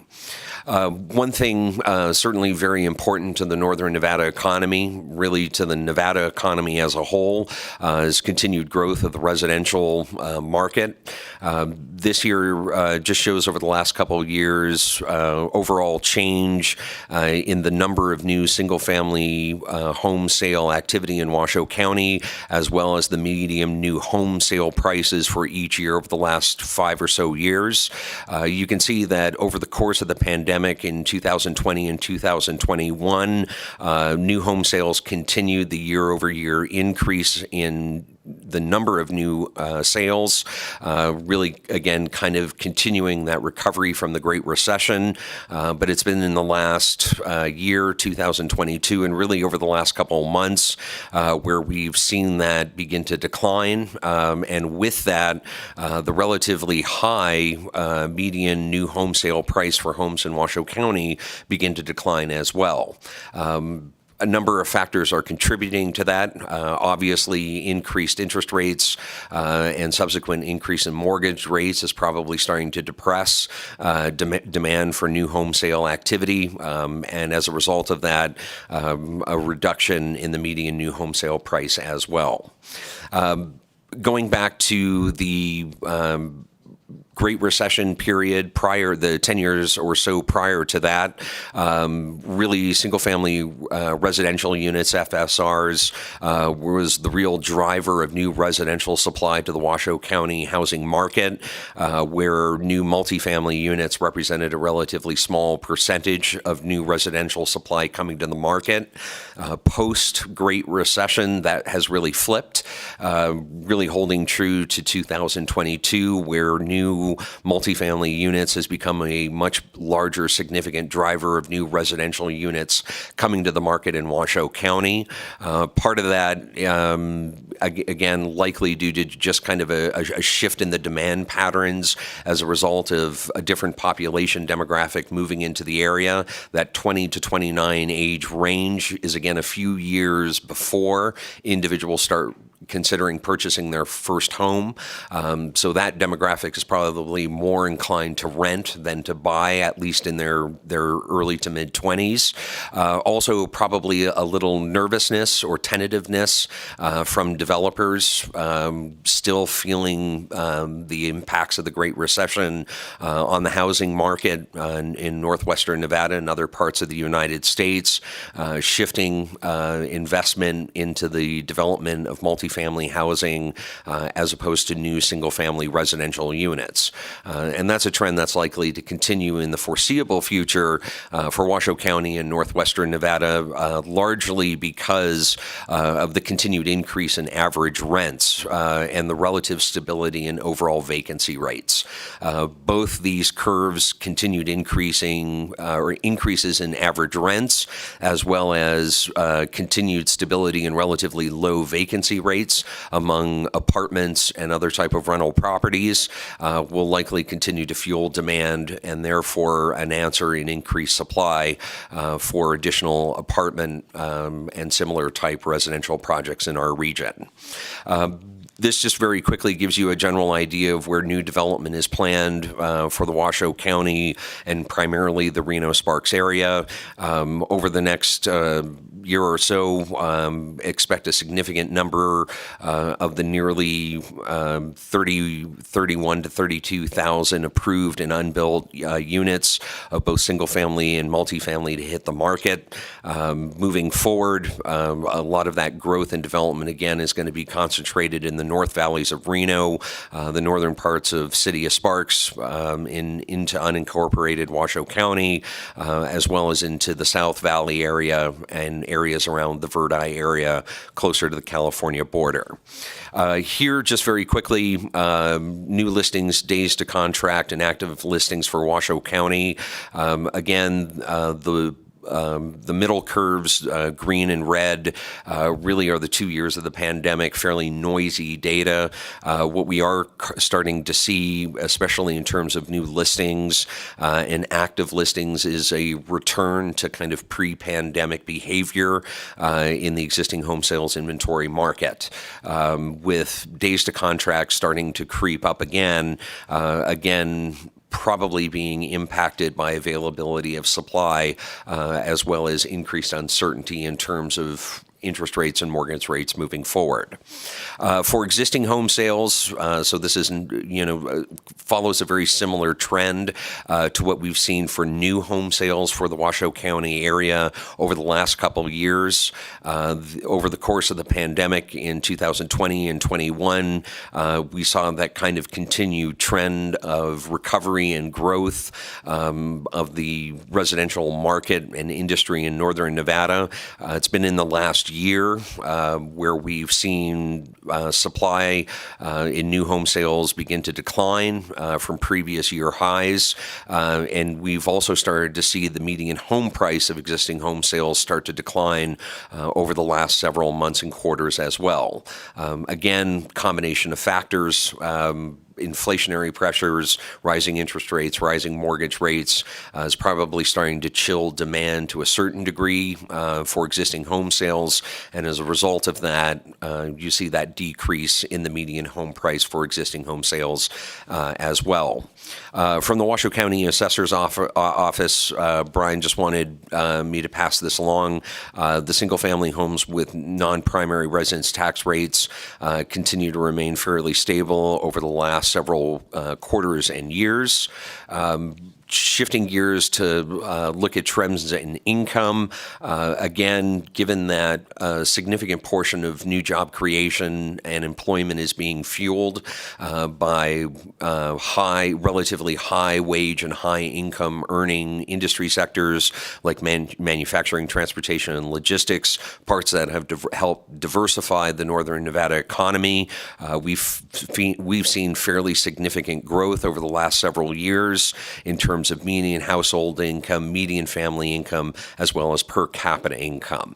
And those trends are likely to continue as well. Given the relative importance of those emerging and diversified industry sectors, not only for the Northern Nevada economy or the Nevada economy, but their contribution to national and even international shifts in emerging industry sectors. Annual taxable sales for, again, Washoe County and Story County in the Reno-Sparks MSA have continued to increase at fairly robust rates over the last several years, certainly reaching highs in 2020 and 2021. Not necessarily a surprise given, patterns in individual consumer behavior moving towards kind of big ticket purchases, home improvement. We're still seeing that increase into 2022, but probably likely to see that start to back off a little bit as people allocate more and more of their household income to experiential consumption, travel, and resuming those types of patterns that existed prior to the pandemic. In fact, we've actually started to see that a little bit in the month-to-month change and monthly taxable sales for Washoe County, again, remaining relatively robust over each month of 2022, but again, likely to probably fall off a little bit and stabilize as individuals and households begin to shift more of their income back to a more balanced portfolio of consumption, which includes not only taxable items and goods, but items related to travel outside the Washoe County area. Very quickly, just to kind of wrap up the employment analysis for Washoe County and the surrounding area. Again, over the last number of years, and even despite the dip in employment in 2020 to 21 in Washoe County, we continue to see very strong growth in total employment for both Washoe County and throughout the Tahoe-Reno Industrial Center in neighboring Story County. Wages remain still relatively high. Fourth quarter of 2021 in Washoe County was just shy of $33 an hour, but even greater fourth quarter of 2021 in the Tahoe-Reno Industrial Center of just shy of $46 an hour. And of course, that will continue to help support economic growth and even diversification throughout the region as well. One area that is, of course, becoming a bit of a concern in the northwestern portion of the state, and Washoe County in particular, is growing concerns over home price affordability. Here you can see a home price affordability index for both households with 1.2 wage and income earners versus single earner households and homes by industry sector. Moving forward, again, the continued increase over the last couple of years in home prices and even rents, as we'll see in the next slide, has really resulted in fewer and fewer individual and households being able to afford more expensive housing types.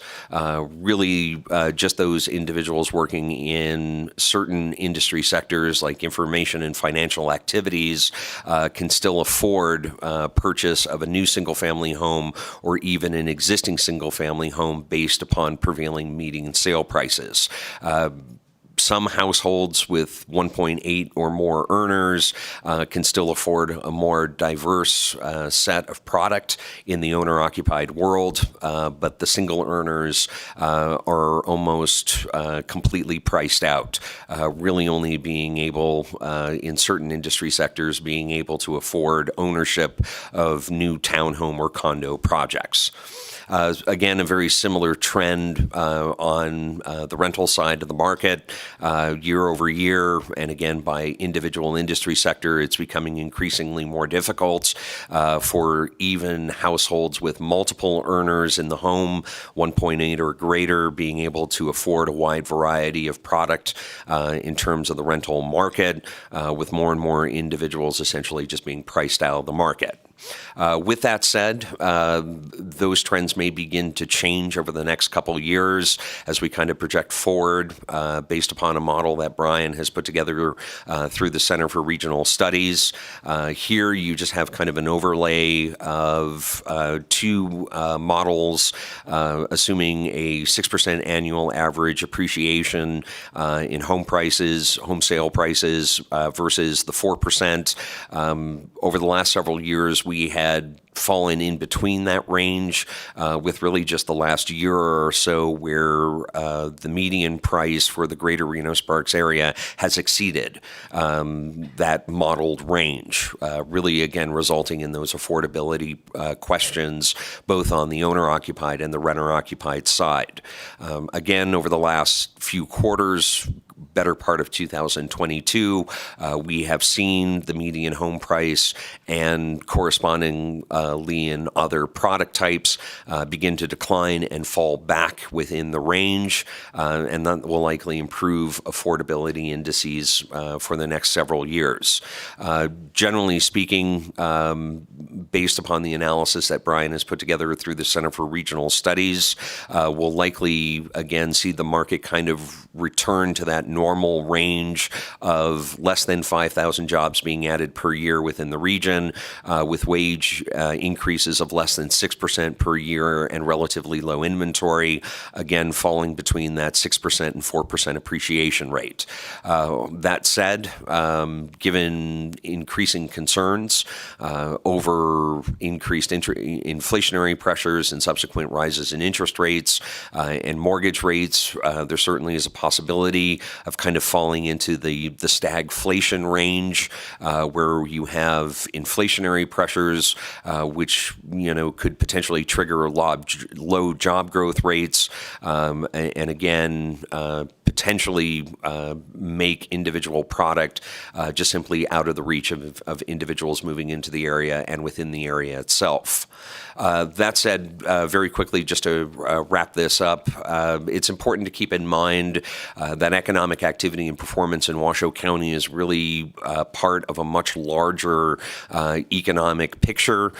Continued diversification of the northwestern Nevada region, especially in growing and emerging industry sectors such as lithium production and value-added processing throughout the region, even beyond the Tahoe-Reno Industrial Center, moving further east along the I-80 corridor and even the Highway 50 corridor to say Humboldt County and Churchill County, further south into Carson City and along the Highway 50 corridor in Lyon County in the Dayton area.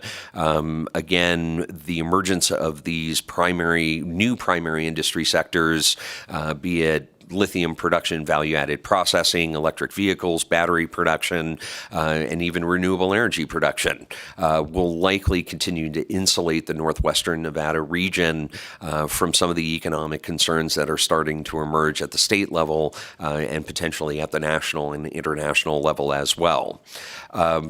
Brian, again, just wanted to share this with all of you again.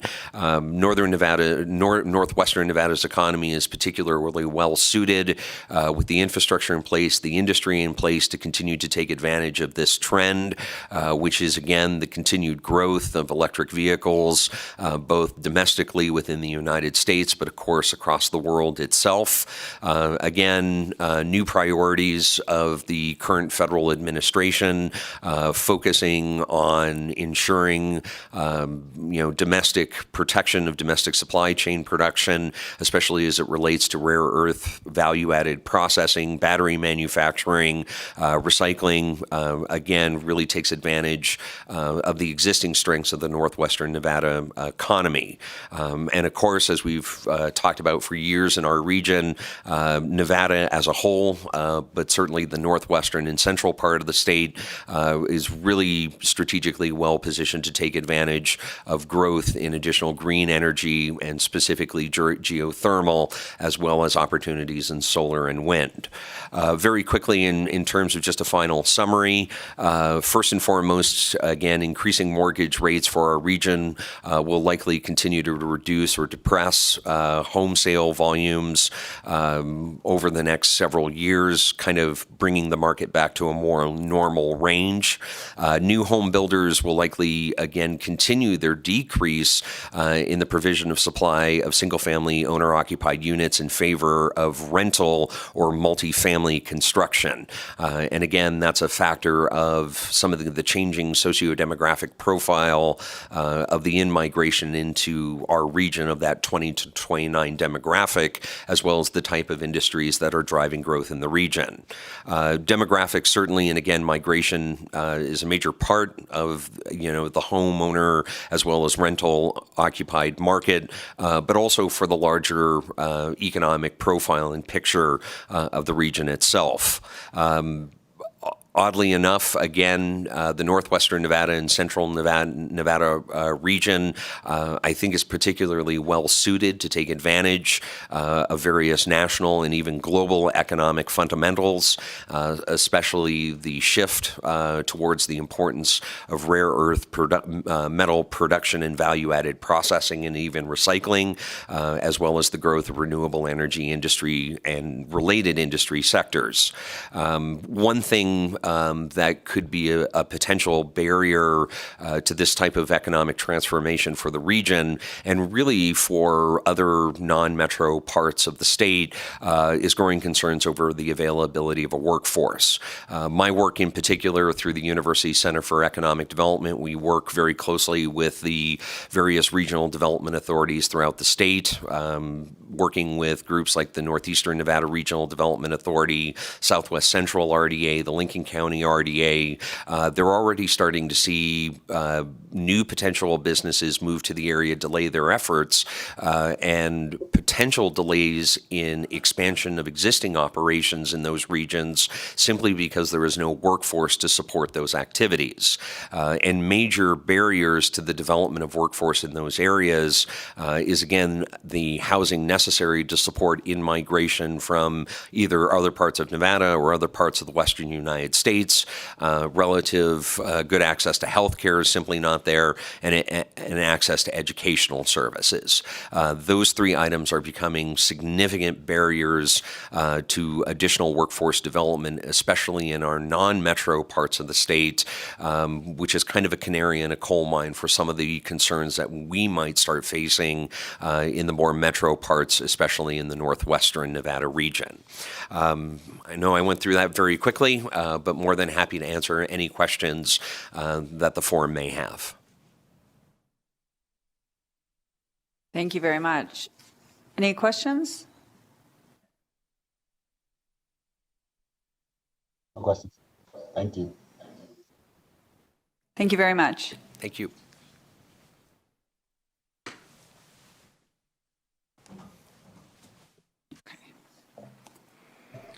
Okay, moving on to agenda item number 9, a presentation on the current status and outlook for the tourism and convention trade show market in Nevada. We have Steve Hill, Chief Executive Officer, President of the Las Vegas Convention and Visitors Authority. Do we also have Mr. Harris and Ms. Scolari? Or no? Yes. Yes, okay. Charles Harris, Chief Executive Officer and President of the Reno Sparks Convention and Visitors Authority, and Brenda Scolari, Director of the Department of Tourism and Cultural Affairs. Take it, some people are in Carson City or on Zoom, and we have Mr. Hill here in person. So welcome to all of you. The presentation that's going to be delivered in this section is also outside the packet.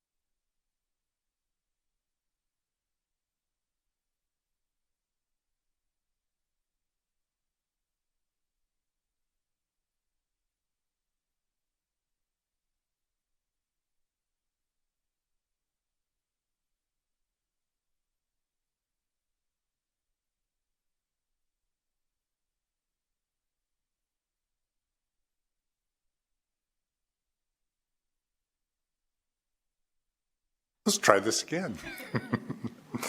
Good morning, Madam Chair, members of the forum. My name's Steve Hilt. I'm the CEO of the Las Vegas Convention and Visitors Authority. It's a pleasure to be here today.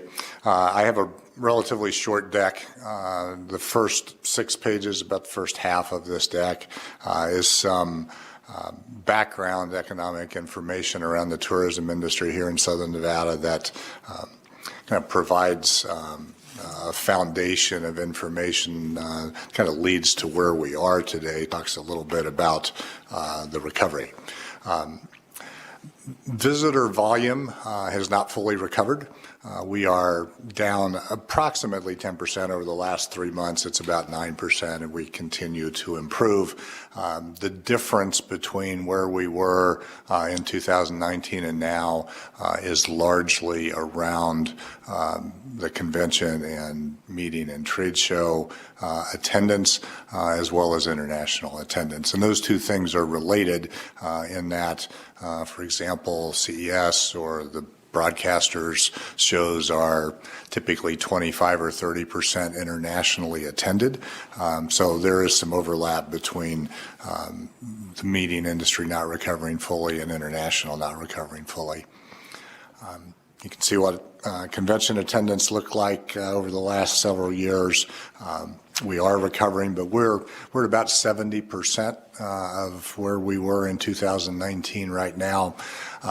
Our projection is that from a same show standpoint, and this is on average, there's going to be a wide range, and it depends on the industry at the trade show. But on average, we think they will recover about 90%.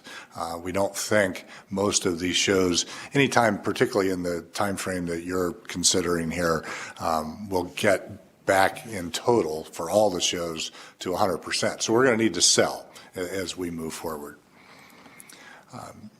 This is just a snapshot of what's going on in our building.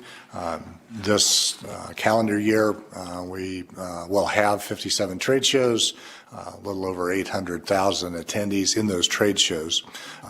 Next calendar year, similar number, very similar number of trade shows, but we estimate attendance will start to really recover and get up to that $1.4 million number. Hotel occupancy mirrors visitation at this point, so it's down approximately the same percentage that visitation is. That makes sense. On the other hand, ADR has been very strong. So we are up 21% year to date over 2019. And that combination of ADR and occupancy produces a RevPAR of about 5% more than what we had in 2019. So from a financial standpoint, the city and the tourism industry here are setting financial records, but we are not setting visitation records at this point.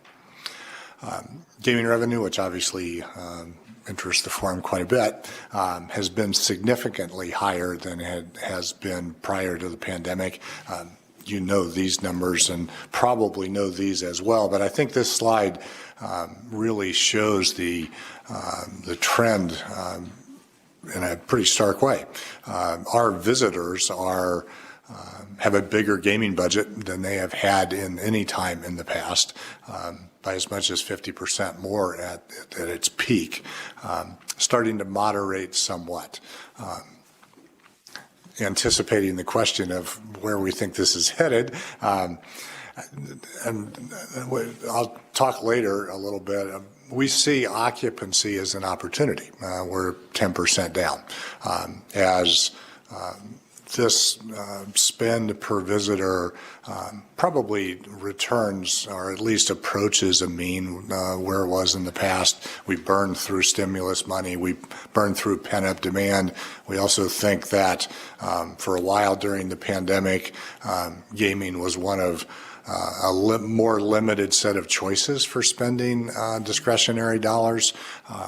Those choices have expanded back to a much more normal situation. So we think this tends to revert toward the mean over a period of time.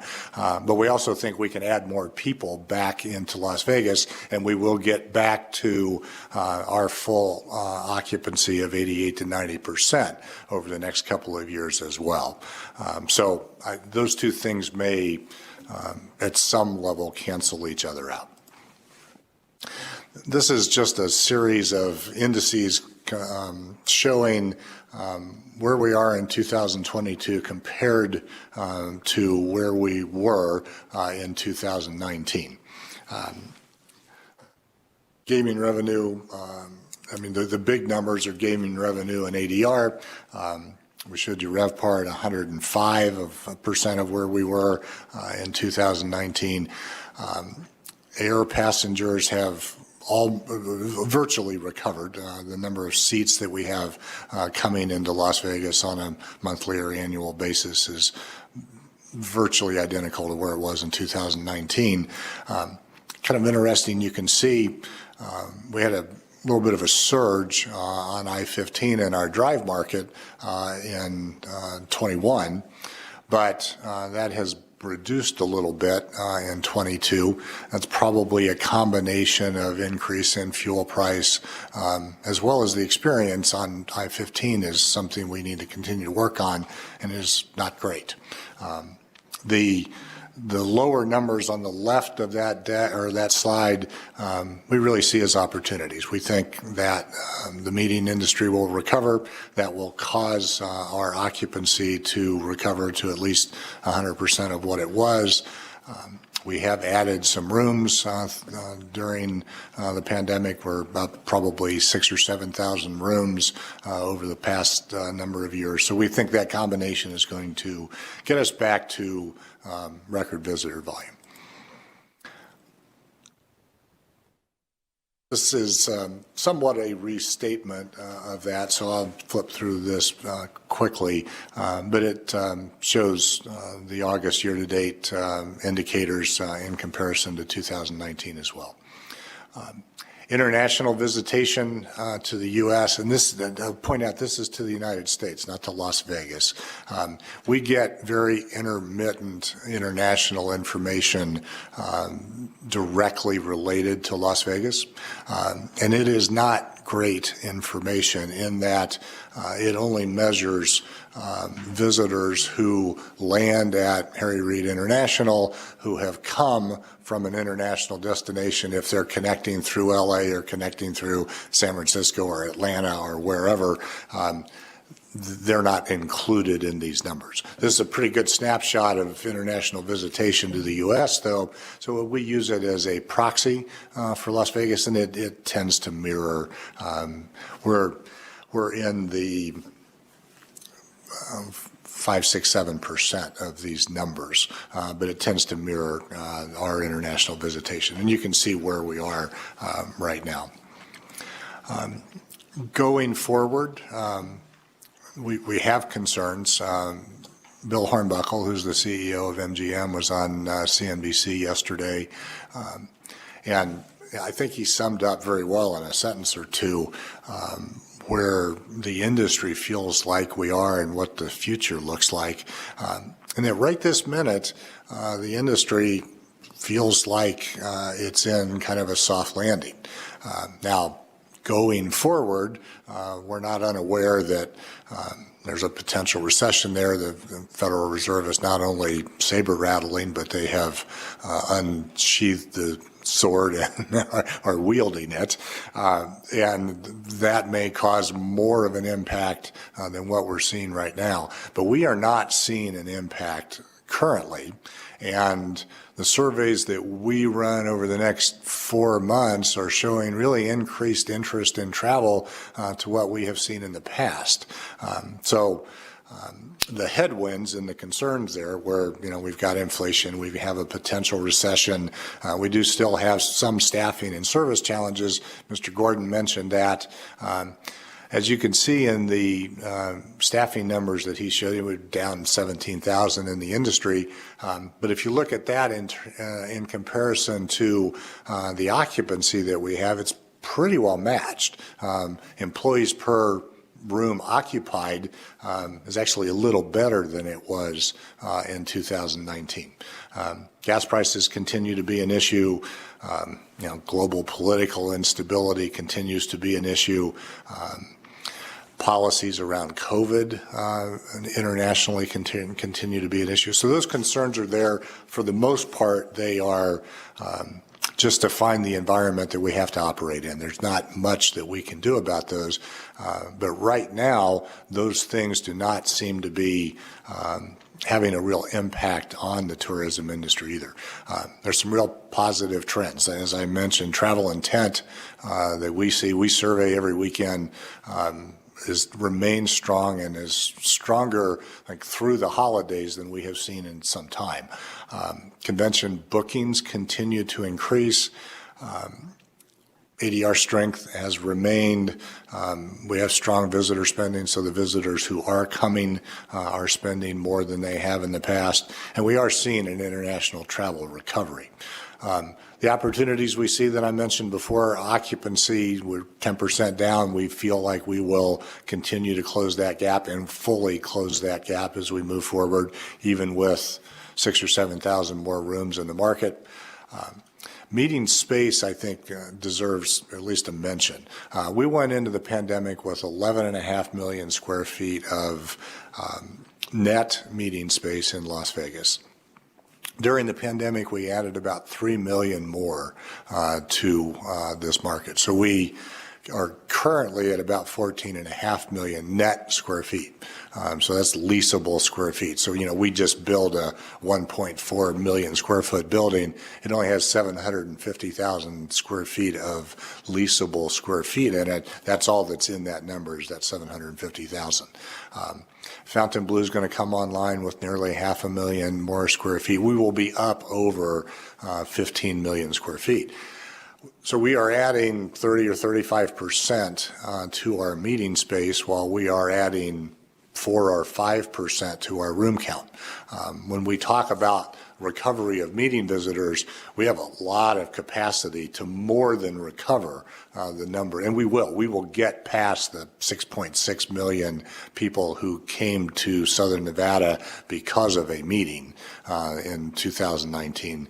Our goal by the time we get to 26 is to have that number be 8.3 million. So we'll not only catch back up to the 6.6 million, but that amount of meeting space gives us a tremendous amount of capacity to exceed it. And then we see real opportunity around sports and events, and that certainly relates to the work that you have in projecting live entertainment. It's a real pleasure to be able to sit here and talk to Mr. Gendon about bringing revenue to the state instead of using revenue as I did in my last job. So he's much happier with me now than he was then.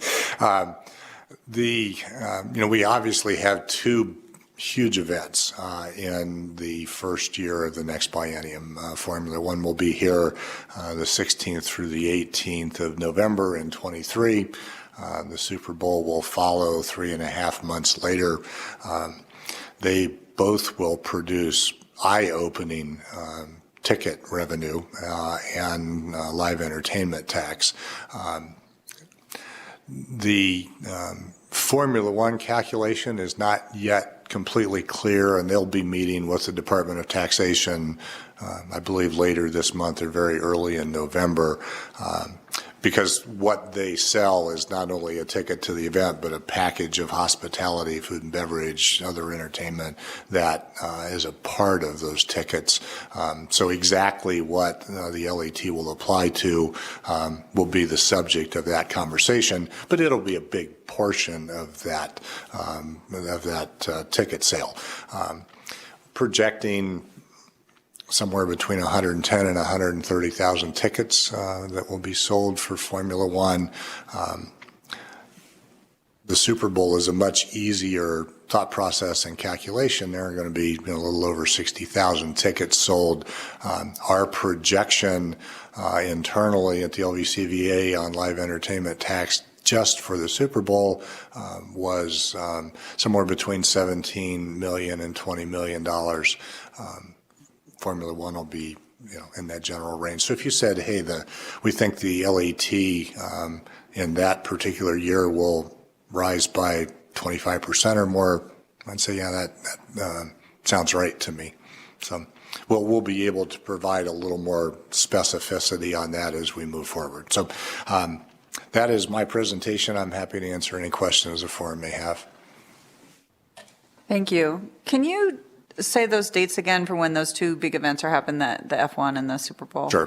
Formula One will be the 16th through the 18th of November in 23, and the Super Bowl will be in February. I believe it's the 11th, maybe the 13th of 24. 24. Great.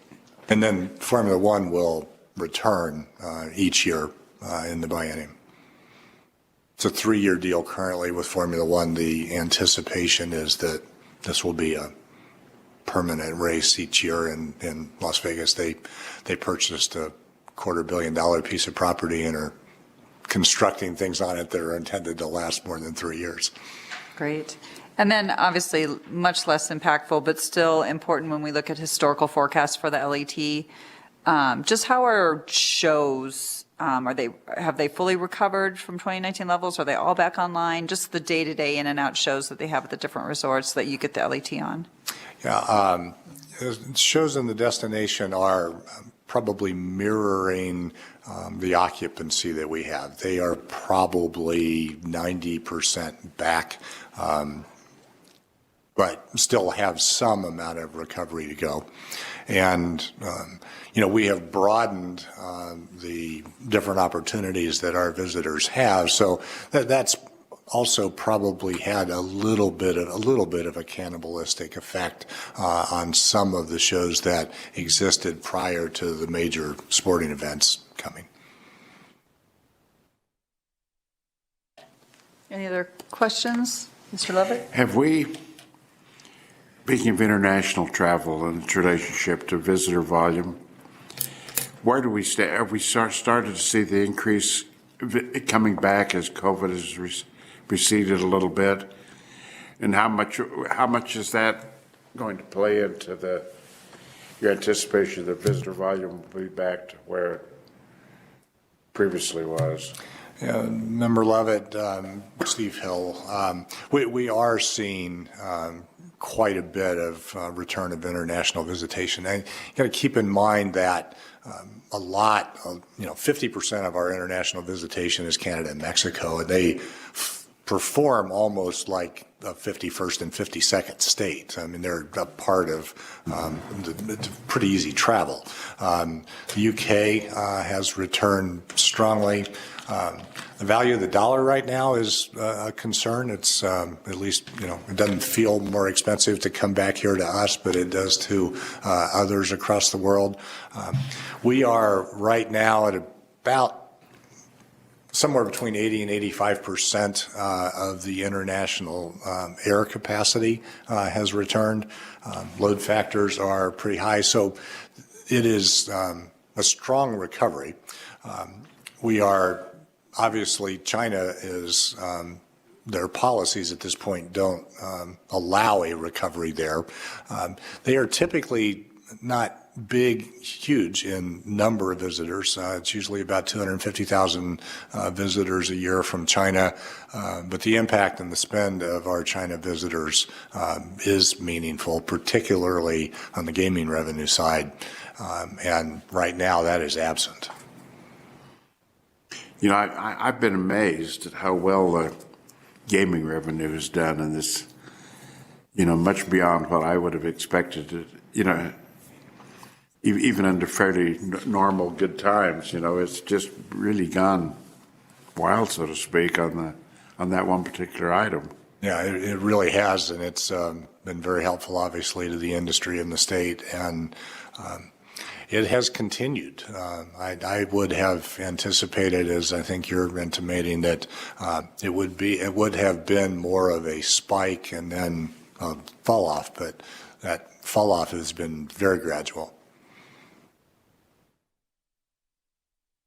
It'll be interesting to see just how much of a recession we have and how deep it is, I suppose, if indeed we we see so many conflicting things right now. You know, when you look at it, we see the stock market jumping all over the place, mostly down. And I don't envy you your job over the next 8 months. No. I was going to ask, do you see a lot of different new events coming? We watch the stadium and see the live entertainment, the concerts and what have you.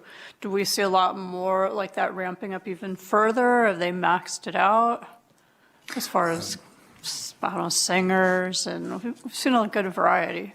Member Lewis, Steve Hill, the stadium has performed exceptionally well. It's performed better than we modeled when we first considered moving forward with it. I don't think it's at absolute capacity, but it's close. Just the number of slots that they have available, there's some capacity left that can be maximized, but it's been exceptionally well utilized, and it would be difficult to really make a whole lot of progress from where they are. And I was going to ask too, do we know when MSG Sphere will start adding shows to, because I think that'll start adding to us. Do we know kind of what their plans for booking that are? I haven't seen much, but you know way more on this. Sure. Member Lewis, Steve Hill. And I think they've said this publicly. I hope so. They plan to be open late third quarter next year, September-ish. They seem confident that they will be able to meet that time frame. Formula One has entered into an agreement with the Sphere. It will be some of the tickets that will be on sale during the race, which will be a pretty spectacular event inside the Sphere as well.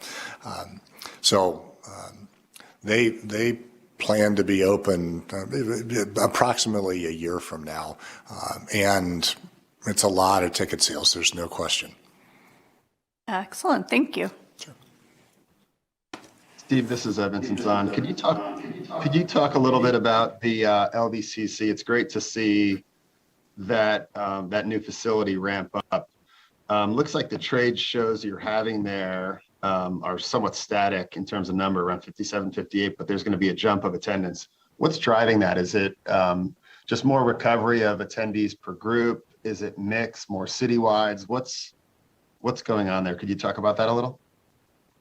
Sure, members on Steve Hill. It is largely a continued recovery of the same shows. And it is also us counting on not having Omicron again in January and February, and right in the heart of convention season for us, which is typically January to end of April-ish. CES in January of this year was about a 40,000 person attendee show, when in the biggest years was in the 180,000 range. So the shows that took place in January and February of this calendar year were really impacted by Omicron. We anticipate significant recovery and increase in attendance from those shows, and then just continued improvement. I was just in Asia with a number of the CEOs of global trade show organizers, including many of our biggest customers. And one of the things that they mentioned there, because in contrast, the United States is doing significantly better than Asia in meeting recovery. They also said that we will have an advantage in that the second and third time you go back through these shows, you re-engage your customers. Your customers at these shows have changed, just like the employment in every business has changed. So when you email somebody and say, hey, we'd like you to attend our show, a lot of those emails are bouncing back because that person doesn't have that job anymore. So they're having to reconnect. So being able to go through the second and third iteration of these big trade shows allows the full recovery of those trade shows. They don't all they don't naturally come back in full the first year that you have them. So we will see real progress in 23.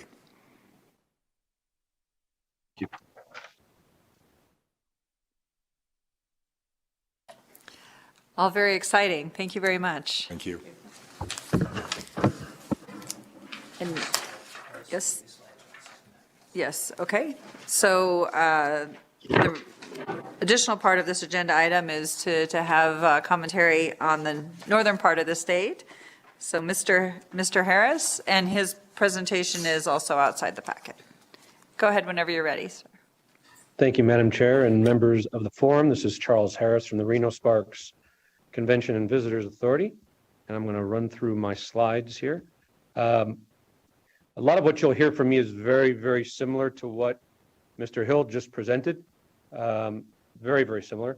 Up here in northern Nevada, you know, we're in the process of recovering. We've actually had, we're coming off the best year we've ever had. We actually had tax collections of $457 million plus, which is the best year in the fiscal year we've ever had. And really, it's been relying on the leisure sector more than the meetings and conventions. Meetings and conventions continues to recover. We've done better than the trends in the United States, but we're still, whether it's northern Nevada or across the country, we're looking at a 24 to 25 recovery timeline. In terms of where we're at, you know, we've just finished a 3-year strategic plan update, which was unanimously approved by our board, which really helped us focus on updating our mission and vision statements, as well as establishing core values for the RSCVA for the very first time.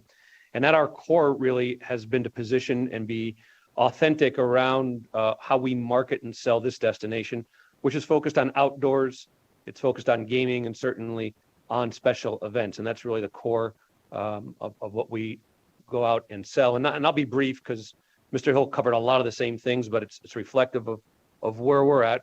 In terms of visitor volume by month, we peak over the summer, and through the end of June, it shows you kind of where we were at. Coming off November of 20, which is actually when I was hired here in northern Nevada, at the lows, visitor volume is down around 9 to 10% overall, but that ADR has carried northern Nevada much like it did in southern Nevada, which allowed us to get to those record-setting revenues. 9 of the past 12 months, we had record-setting months for those particular months, which got us to that $457 million level. At cash occupied room nights has recovered well. Again, the summer season of June and July has been phenomenal. I would say that we were impacted by the fires here from California in August and September last year and this year, which does have an impact. But overall, because the ADRs were so strong, we have maintained our record-setting pace. The ADRs for the individual hotels have continued to go up from the lows of 104 during the pandemic to about 154 through the end of our fiscal year. And again, we're now going back to seasonality, but while the number of visitors remains down of single percentage, down to 10%, the ADR has gone up and allowed us to generate the income that we are. In terms of taxable room revenues by month, we peaked in June of 21 for the first time ever, generating more than $50 million for a single month. We've now done that twice, as we did it this last summer as well. And we're seeing good seasonality in terms of our process. When it comes to air service and where northern Nevada is at, the scheduled departures kind of compares 19, 20, and 21. We are down a little bit. There has been some shifting, as we see in northern Nevada, where we were able to take advantage of, during the pandemic, some reallocation of flights that came through Reno. We're seeing airlines continue to shift their fleets, and we're seeing a little bit more of a challenge in getting direct lift from the East Coast right now. And a lot of that is staffing, whether it's pilots, whether it's flight attendants, and then our monthly seat capacity is down a little bit compared to the same time in projections over the last 2 years. Air passenger service, again, it's as the head of the airport said here in northern Nevada, it's like Thanksgiving for a lot of days. a lot of people coming through, and it has been very, very successful. There's actually a press conference going on at the airport right now about their expansion plans and what that looks like over the next few years as the airport continues to look towards modernizing its facilities. In terms of the meetings and conventions, if I look at 19, 20, and 21, the right side is what the goals were. Again, we're only projected to get to 206.5 through the last fiscal year, which we exceeded at 215. Well, our goal is to get back to the pre-pandemic numbers, but through the last 2 fiscal years, we've exceeded the room night goal. And again, the leisure side here in Northern Nevada is outpacing the meetings and conventions, but we do have space. We've got about 1.1 million square feet of space between our convention center and our 5 big boxes. And what we're seeing, and I just returned from Las Vegas last night in one of Steve's conventions at IMEX, there's a lot of interest in places like Reno and Northern Nevada as an alternative because of the outdoors and because a lot of folks are looking away from the big city. So there's some opportunities in there as well. Vacation, certainly short-term rentals in Northern Nevada, specifically Washoe County and Incline Village, has remained very strong, whether it's been relocation during the pandemic or vacation. It's generated a fair amount of income for us and allowed us to continue along our path. Occupied room nights, again, skewing up and doing very well. The seasonality that you saw in August of last year was due to the fires, and that was impacted specifically in Lake Tahoe area last summer.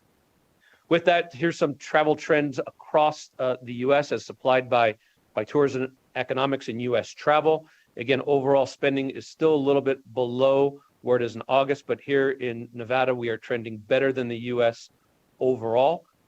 Improved slightly from levels when it comes to passenger volume, and meeting planners are very optimistic about where we are. One of the pieces of data that just came out this morning was inflation is cutting into travel spending going into the holiday season. 79% of people are looking to change their travel plans. And here in Northern Nevada, the 2 biggest issues that we continue to have, one is workforce challenges. Specifically, you saw that in the leisure and the hospitality numbers. We are losing some people to the tech sector and where the tech sector jobs are offering, and then certainly affordable housing for that workforce. And that is an ongoing issue, not only here in Northern Nevada, but across the country as well. Some statistics that we're looking at, obviously tourism is still strong, but we're still in a recovery phase compared to 19 in terms of overall visitor volume numbers. The jobs, as I mentioned, are still down. In the private sector, employment is nearly flat.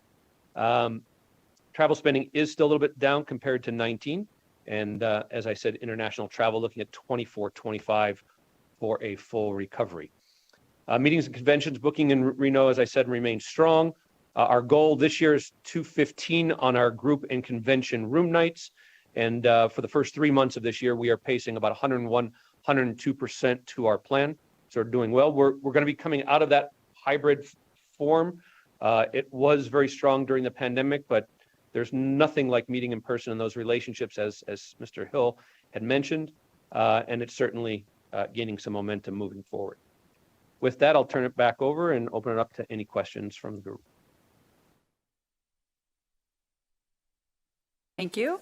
Any questions from any of the forum members?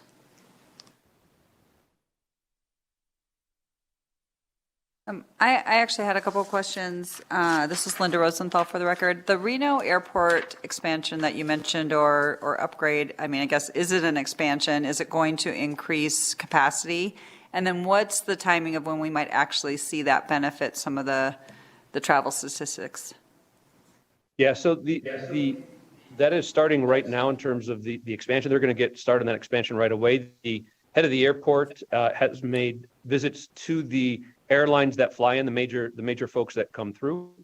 And I've been able to accompany him on some of the earlier meetings. That's going to be a few years, and there will be a little bit of pain in terms of parking, but there will be expansion and there will be more opportunities for more flights to come through here.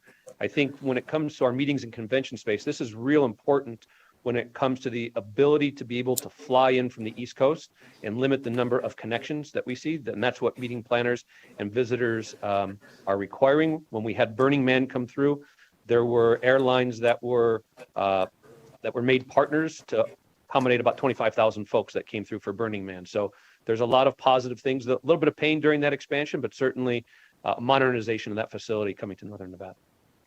So probably outside of our forecast horizon, though, then, in terms of seeing any benefits. Yeah. From a timing standpoint, yes. Yes.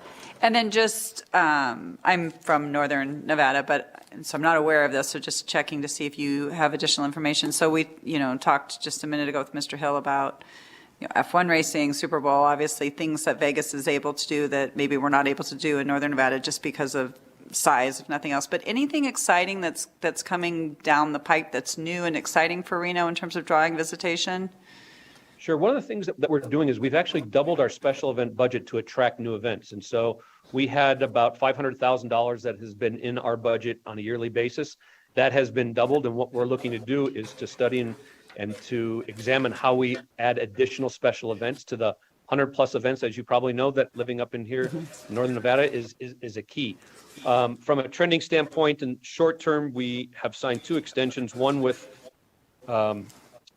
bowling to extend our contract through 2032, which will include a couple different opens. The trending for the event that's going to happen here in March is looking very strong. I'm hoping that we're going to realize the numbers that they're providing us, and certainly not my place to reveal that. And then we've had Miss USA with a 3-year contract that has come through. First year that just happened, and 2 more years that will add not only thousands of rooms, but millions of dollars in international publicity for the destination. Great, thank you. One quick question. Will there be any additional rooms built in Northern Nevada? What kind of quantity? Is it a significant number? Yeah, it's a great question. We have some select service opening up at the end of this year. We've got an element in our Reno Experience District that's ready to open. Kimpton has broken ground. There's other select service properties that are on the books and slated, whether it's up at our Summit area or down more towards Tamarack. So we are seeing some select service, but the Kimpton's probably the largest property that has broken ground that's going to come in. But our 5 big boxes still remain our important current partners that are there. Thank you. Mm-hmm. Okay, if there are no further questions, we'll move forward with Ms. Scolari. Welcome. Okay, and her presentation is on page 83 of the forum packet. Good morning, and thank you, Good morning. Madam Chair. Just bear with me while I get my presentation loaded here.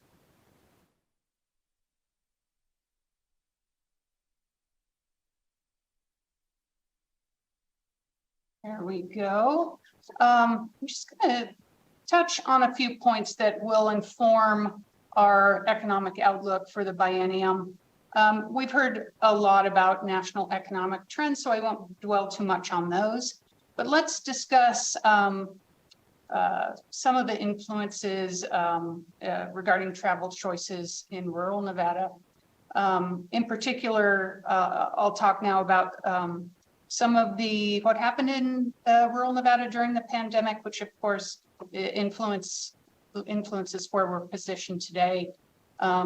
Throughout the heights of the pandemic, travelers indicated that activities in which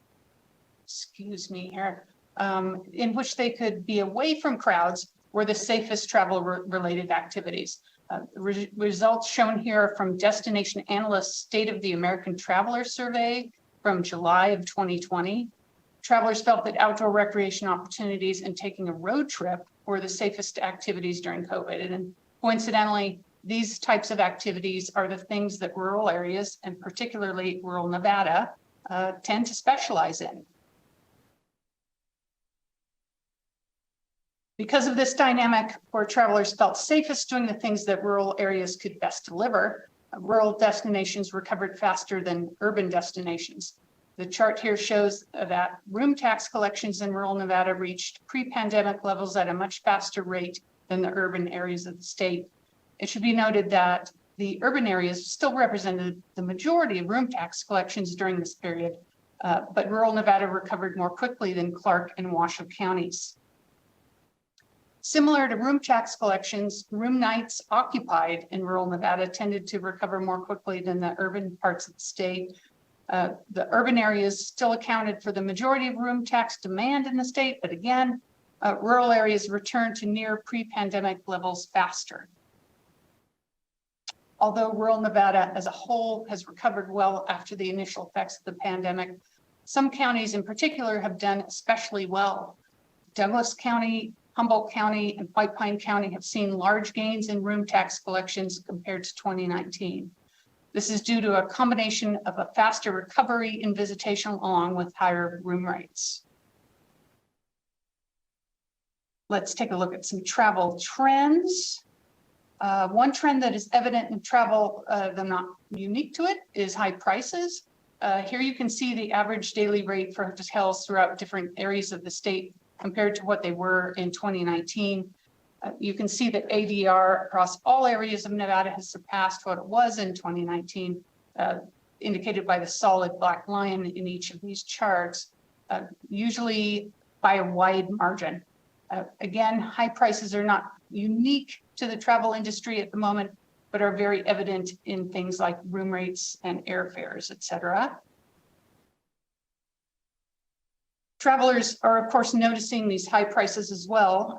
When asked about deterrents to traveling in the past 6 months, the top 4 reasons cited were all finance related, with 3 out of the 4 specifically indicating that certain elements of travel are too expensive right now. The first health-related deterrent doesn't appear until the 5th most cited option. And it should also be noted that things such as the possibility of flight cancellations, which are usually not a huge concern for travelers, was cited by 16% of respondents when asked this question. Another issue not unique to travel, but possibly more evident in the industry is a lack of workers. When destination analysts asked in May what sort of things people felt was most likely to happen, the most cited answer was that tourism businesses will continue to have problems finding employees. This was cited by over 65% of respondents and was higher than responses such as a new COVID variant emerging. Although it's unclear what effect this might have on total travel demand, this is an issue that is being noticed by travelers. Related to the shortage of labor, a lot of travelers are aware of the issues currently surrounding flights. When asked whether they were aware of flight cancellations, delays, and long lines for air travel, almost 3/4 of people indicated that they were aware this was happening. Again, it's hard to know what effect this will have on demand for flights, as flight demand currently appears to be high, but travelers are noticing these issues. Even with all of these pain points laid out above, when asked about the overall value for money spent on their most recent trip, a wide majority of travelers indicated that they were satisfied with the overall value of the experience they received. Over 70% said they were satisfied, while less than 10% indicated dissatisfaction. This means that although travelers are aware of the issues in the travel industry, whether it be high prices, lack of workers, issues with flights, et cetera, travel is still by and large being valued by people, which is a good sign for future demand. On another positive note, COVID-19 continues to be less of a concern for travelers over time. The impact that COVID-19 is having on the ability to have meaningful travel experiences has been on a downward trend and has recently fallen below 30%. In Destination Analyst Survey, respondents were asked which destination they most wanted to travel to in the next 12 months, and Las Vegas has routinely been on the top of the list of destinations cited. This means that Las Vegas has remained as a destination that is top of mind for travelers after the pandemic, which well positions both Las Vegas and the state for future travel demand. Let's take a look at some economic trends. I know we've talked a lot about national issues, but just how this will influence travel sentiment and travel choices coming up.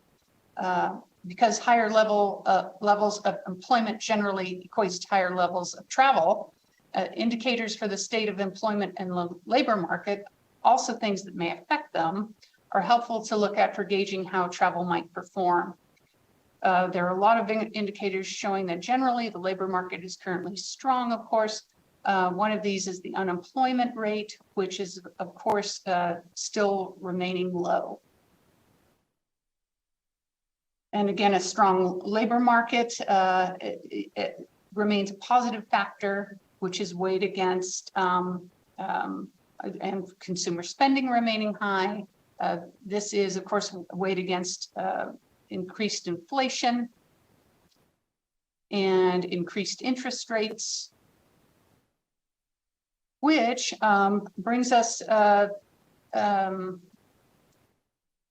to related travel sentiment. On a recent destination analyst survey, the number of those surveyed saying it's a good time to travel and that they had expectations for leisure travel has fallen significantly through most of 2022, unfortunately. In regard to our outlook, let's just kind of recap some of what I've reviewed today. For rural Nevada, recovered from the initial effects of the pandemic much quicker than the urban parts of the state. Although the urban areas make up a good majority of the room tax collections and room demand in Nevada, rural areas returned to pre-pandemic levels quicker as people were drawn to the opportunities that rural Nevada provided, which were viewed as safer. In terms of travel trends, high prices and labor shortage are evident to travelers right now as potential pain points. But travelers are still indicating that they are receiving good value for their travel experiences, and COVID-19 continues to trend lower as a concern. Finally, rising prices and expectations for interest rates increases are front of mind economically. This is causing fears that demand for goods and services will be lower as consumers have less money to spend freely and could lead to increases in unemployment. But the labor market, which is a good indicator for travel, is strong right now with low levels of unemployment and lots of jobs available for those looking for them. So with all of this as a backdrop, here's our general outlook for the next couple of years. Our short-term outlook for travel looks positive at the moment. As mentioned previously, the labor market is strong and COVID-19 is not a barrier to travel at all. However, the midterm outlook is a little less certain. Consumer sentiment levels are at a relative low points, and this could be impactful because it could lead to a kind of self-fulfilling prophecy. If enough people expect the economy to worsen, this could lead to lower spending, which negatively impacts the economy. Further, with inflation remaining high, the Federal Reserve is expected to keep raising interest rates, which could lower demand for goods and services and cost of borrowing rises. Because of these assumptions, our forecast calls for a softening in room demand around the middle of 2023, but then room demand will begin an upward trajectory again in 2024. Our forecast anticipates room demand to eclipse fiscal year 19 levels sometime in fiscal year 25. That concludes my presentation. Can I answer any questions for you? Thank you very much, Ms. Scalari. Any questions from any forum members? I just had one minor question, just a curiosity. On the charts with the ADR, I saw that it looks like for Lake Tahoe, there was a decline, still above pre-pandemic levels, but a decline kind of at the end of your chart that sort of mirrored the prior year. Is that just a calendar effect of events in Lake Tahoe that's driving that decline? Thank you, Chair Rosenthal, Brenda Scalari. I would also make that assumption. Yes, I believe it is. Okay, so nothing unique going on there, just calendar of events. Correct. Great. Thank you very much for presenting to us today. Thank you for the opportunity. Okay, agenda item number 10, presentation on the Nevada insurance markets. We have several presenters today. Nick Stostik, Deputy Commissioner, Division of Insurance, Department of Business and Industry. Jeremy Gladstone, Assistant Chief Insurance Examiner, Division of Insurance, Department of Business and Industry. Ryan High, Executive Director, Silver State Health Insurance Exchange. And Georgina Castaneda, Policy and Compliance Manager, Silver State Health Insurance Exchange. We'll start with insurance. Okay, we're going to start with the presentation here on page 111 in the packet. So whenever you're ready, please proceed.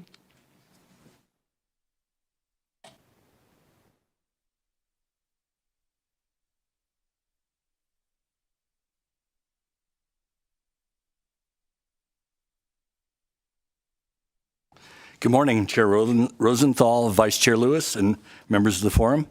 My name is Nick Stosik, and I'm a Deputy Commissioner with the Nevada Division of Insurance.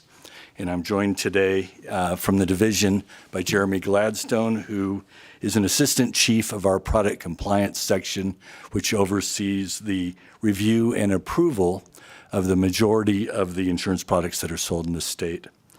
Today, we'll provide you with an overview of the state's insurance markets and written premiums. Although insurance premium tax collections are reported on a fiscal year basis, which is summarized on our last slide today, showing the collections by the Department of Taxation, the rest of the slides today will reflect written premium that is reported from carriers to the National Association of Insurance Commissioners, and all NAIC data is reported on a calendar year basis. There are numerous lines of insurance that are sold in the state. However, the NAIC categorizes all lines of insurance into three different categories. Health insurance, which accounts for 40% of the written premium in the state. Life, accident, and limited health products, which accounts for 28% of the written premium, and then finally property and casualty, which makes up 32% of the written premium. And at this point, I'd like to transfer it over to Jeremy to discuss and summarize both the health insurance results and the life, accident, and limited health products. Good morning, Madam Chair and members of the Economic Forum. I will be focusing on the insurance related to the life and health insurance markets. The following chart shows historical written premiums for life, annuities, accident, and limited health products. The premiums collected on these products have experienced consistent growth for the last 8 years, with the exception of 2016. These products have averaged 7.1% growth over the last 5 years. The following bar chart breaks out the premiums and deposits specific to life insurance in Nevada from the data presented in the last slide. Please note that these figures represent life and annuity products. Over this period, premium written and deposits have increased 63.8%.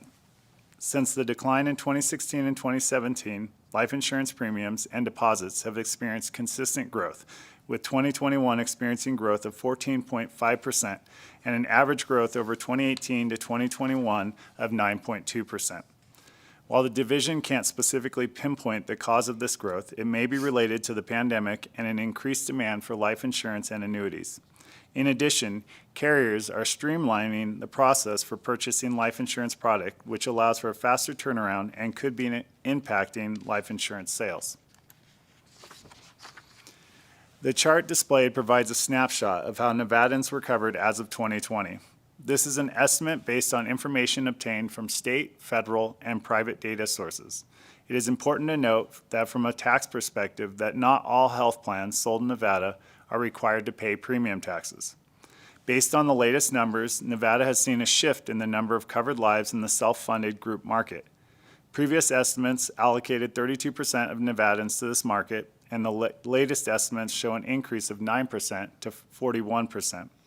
Given that self-funded group plans do not pay premium taxes, this shift could result in a decrease in taxable premiums. Another potential shift in covered lives is likely to occur with the end of the federal public health emergency. With the end of the PHE, some Nevadans may no longer be eligible for Medicaid. The Silver State Health Exchange is working closely with Department of Healthcare Financing and Policy to engage those individuals that lose Medicaid eligibility and assist them in enrolling in an ACA plan through the exchange. Medicaid and the individual market carriers both pay premium taxes, so the shift and resulting impact on premium taxes could be negligible depending on the number of Nevadans that enroll in individual plans. This slide looks at health business written in the state and provides membership and premiums written by line of business. Medicare, Medicaid, and group comprehensive insurance remain the top 3 lines of business in Nevada based on written premiums. These 3 lines make up 86% of the written premium in 2021. The last time the division presented, the state was dealing with the potential impacts of COVID-19, and the division was projecting a loss of premium tax due to an anticipated decrease in health premiums. This decrease was never realized, and while there were some lines of business which experienced minor decreases in 2020, overall health business premiums increased. Furthermore, 2021 written premiums are up in comparison to 2020 for all lines of business, and premiums are up over 20% compared to the pre-pandemic premiums of 2019. Turning the discussion specifically to the ACA health markets, the trends follow closely with what was reported in the previous slide. 2020 total premium saw a slight decline compared to 2019 with a decrease of 1.12%. This was driven by a 5.29% drop in individual premium and relatively no growth, less than 1% in the group market. For 2021, the market grew as a whole by 7.6% with double-digit growth of 18% in the individual market, 8.81% for small group, and 2.81% in the large group. The growth in the individual market is partly attributed to the special enrollment period related to COVID-19, as well as expanded access to affordable health care through additional subsidies available to Nevadans through the American Rescue Plan Act. Those subsidies were scheduled to expire December 31st of this year, but were extended as part of the Inflation Reduction Act and will continue through the end of 2025.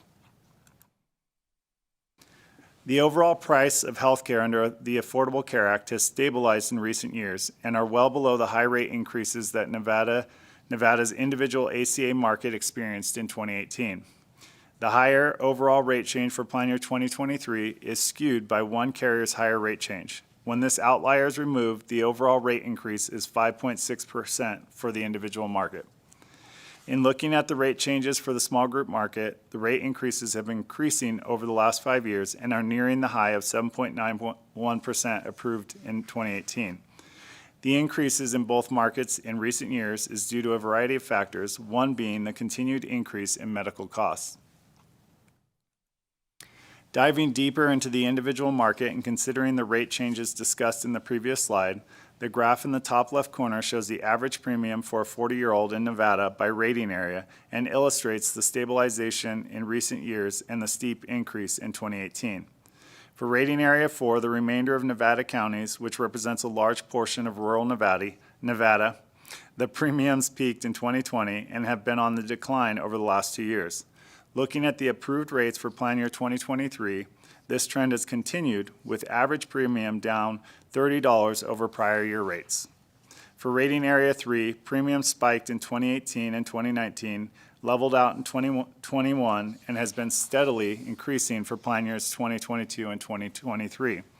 Premiums in rating areas 1 and 2, Clark, Nye, and Washoe counties have remained relatively flat since the larger increases in 2018 and 2019. With the stability of pricing, the division has also seen a return to carriers to the individual market. In 2018, Nevada's individual on-exchange market was on the verge of being without plan offerings in rating area 4 and found itself with only 2 carriers in rating areas 1 and 2 and 1 carrier in rating areas 3 and 4. Since that time, Nevada has seen more carriers enter the market, and for plan year 2023, there are 6 carriers offering individual health plans in rating areas 1 and 2, 4 carriers with offerings in rating area 3, and 3 carriers in rating area 4. At this point, I'd like to hand over the presentation to Nick Stosik to discuss the remainder of the slides. Thank you, Jeremy. Again, for the record, Nick Stosick, Nevada Division of Insurance. And I'll be spending the balance of the time discussing the property and casualty market and then the overall market in the state.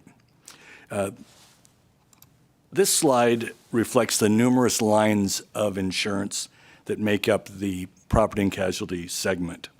And the largest segment is automobile insurance, which accounts for over 50% of the written property and casualty premiums in the state. Some of the other significant lines of business are homeowners insurance, commercial non-auto coverages, workers' compensation, surety, mortgage guarantee, and medical malpractice insurance. The property and casualty direct written premiums have grown each year in the past 9 years, growing from $4 billion in 2013 to over $7 billion of annual written premium this past calendar year. During this 9-year period, we've seen a steady growth in homeowners insurance and commercial insurance premiums that have grown each year, while medical malpractice actually experienced a slight decrease in written premiums each year from 2012 through 2018. Medical malpractice insurance rebounded from a low of $65 million written in 2018 up to $94 million of premium written in 2021. Automobile premium is made up 89% of personal auto lines, which would be cars, private passenger trucks, motorcycles, recreational vehicles, and then the other 11% of the written premiums are written in the state's commercial vehicle market. Nevada's automobile written premiums experienced significant increases in 2016 through 2019, where we saw annual increases of 9.6, 11.6, 14.6, and 9.4% during that period. While most lines of insurance in Nevada did experience increases in 2020 and 2021, the state's automobile insurance market did actually decrease by 2.5% in 2020, down to $3.265 billion of premium. The pandemic significantly reduced driving in the state due to the stay-at-home restrictions, and many carriers in the state ended up providing either refunds or credits, which would account for the 2.5% reduction of premiums during that year. However, we had a significant rebound in 2021, with premiums growing by 9% to $3.56 billion. So when we last presented before this body in 2020, obviously we were discussing the potential impact of COVID on insurance written premiums. The last time we had a major reduction was during the Great Recession in 2008 through 2010, and luckily the state did not experience those kind of results. We actually had our total written premiums in the state increased by 5.2% in 2020 to $19.8 billion, and then we grew by 11.8% overall in 2020 to just under $22 billion of written premiums. Overall, the insurance written premiums in the state have experienced resiliency, and you'll notice that in the past 10 years, we've had growth every single year. The state's written premiums have almost doubled during the past 10 years, from $11.5 billion in 2012 to just under $22 billion of written premium in 2021. Looking ahead, again, not knowing about a reduction and a recession hitting, if we just look at some of the impacts right now on insurance costs, both in the United States and in Nevada, we're still experiencing supply chain disruptions, which has increased both the rebuilding cost of homes and the cost of automobile parts. So that is having an impact. We're also seeing severe weather impacting insurance with events in Nevada, for example, home insurance in wildfire areas are seeing increase, and obviously that's due to both drought conditions and the increased temperatures. And then lastly, certainly the high levels of inflation are impacting insurance costs in the state. The division is starting to see in the property and casualty markets higher requested rate filings than have been coming through for the last couple of years. In terms of an economic recession, the last time that occurred during the Great Recession, we had 3 straight years of a reduction of premiums, although 2 of the years were very minor. In 2008, the premiums reduced by 0.5%. 2009, they reduced by 5.2%, and then 2010, they reduced by 0.1%. So that's the last time we could really look back at a downturn and see what the potential impact on premiums might be. And the last slide reflects the state's premium tax collections over the last 6 years by the Nevada Department of Taxation. And the results have really pretty much followed the NAIC reported premiums. In fiscal year 2020, we had an increase of 6.3% in premium tax collections. Fiscal year 2021 increased by 8.2%, and fiscal year 22 was up by 5.1%. Insurance premium taxes have continued to be a relatively stable source of revenue to the state, and I'm not sure if you would like to ask questions at this point or wait till the presentation by the exchange. I think we can ask for questions on this section. Do any former members have any questions for these presenters? None here. Okay. No. I think we're good. Thank you very much. And we'll go ahead and proceed with the Silver State Health Exchange presentation.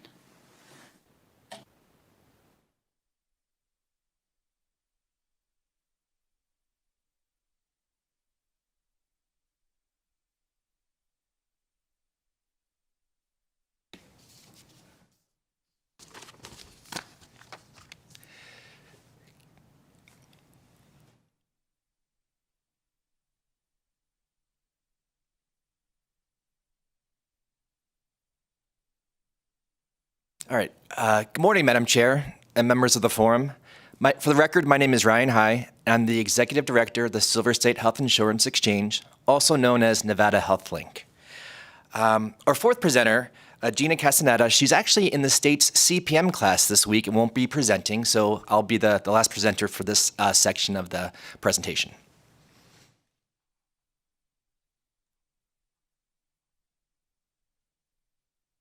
So our vision here at the Exchange is to provide access to health insurance for all Nevadans. And the main part of our mission are the first 6 words here, to increase the number of insured Nevadans.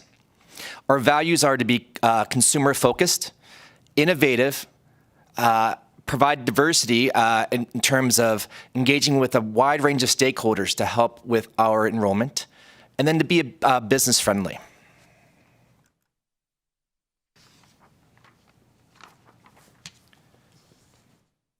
So a little bit more about the Silver State Health Insurance Exchange. The Exchange is a state agency that operates the online marketplace Nevada Health Link, and we connect Nevadans who are not insured by their employer, Medicaid, nor Medicare to comprehensive health insurance coverage. Individuals can purchase Affordable Care Act certified qualified health plans or qualified dental plans through the Exchange. We also promote a vision product, and that's been a recent change for us. If eligible, consumers can receive subsidy assistance to help offset monthly premium costs through Advanced Premium Tax Credits, or APTC.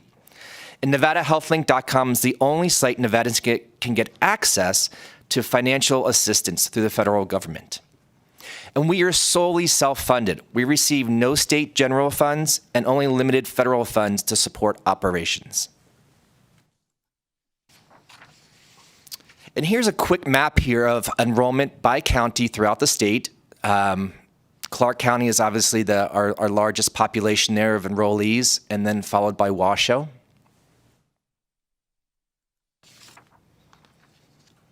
A little bit about our 2022 plan selections. This is a breakdown of the different metal levels that consumers did purchase plans. You'll see the silver plans, which is also where not only did consumers receive APTC, but also cost sharing reductions, or CSRs. That's silver. So that's why you see that's our biggest sector right there. And premium and financial assistance here. 88% of enrollees are receiving subsidies. So almost 9 out of 10 consumers that shop on the exchange received some type of financial benefit. And almost half of our consumers are paying $100 or less for the monthly premium. This chart here shows our year-over-year enrollment. This past year, for plan year 2022, which we're currently in, we enrolled a little over 101,000 consumers, and this was about a 24% increase from the previous year. And as my colleagues at the Division of Insurance had talked about the American Rescue Plan Act and increased subsidies, we attribute this large growth here directly towards that, where consumers were receiving expanded subsidies across the board. And for the first time, because of the American Rescue Plan Act, consumers that were making over 400% of the federal poverty level were receiving subsidies for the first time. And now with the recently passed Inflation Reduction Act, the IRA, this will be extended for another 3 years through plan year 2025.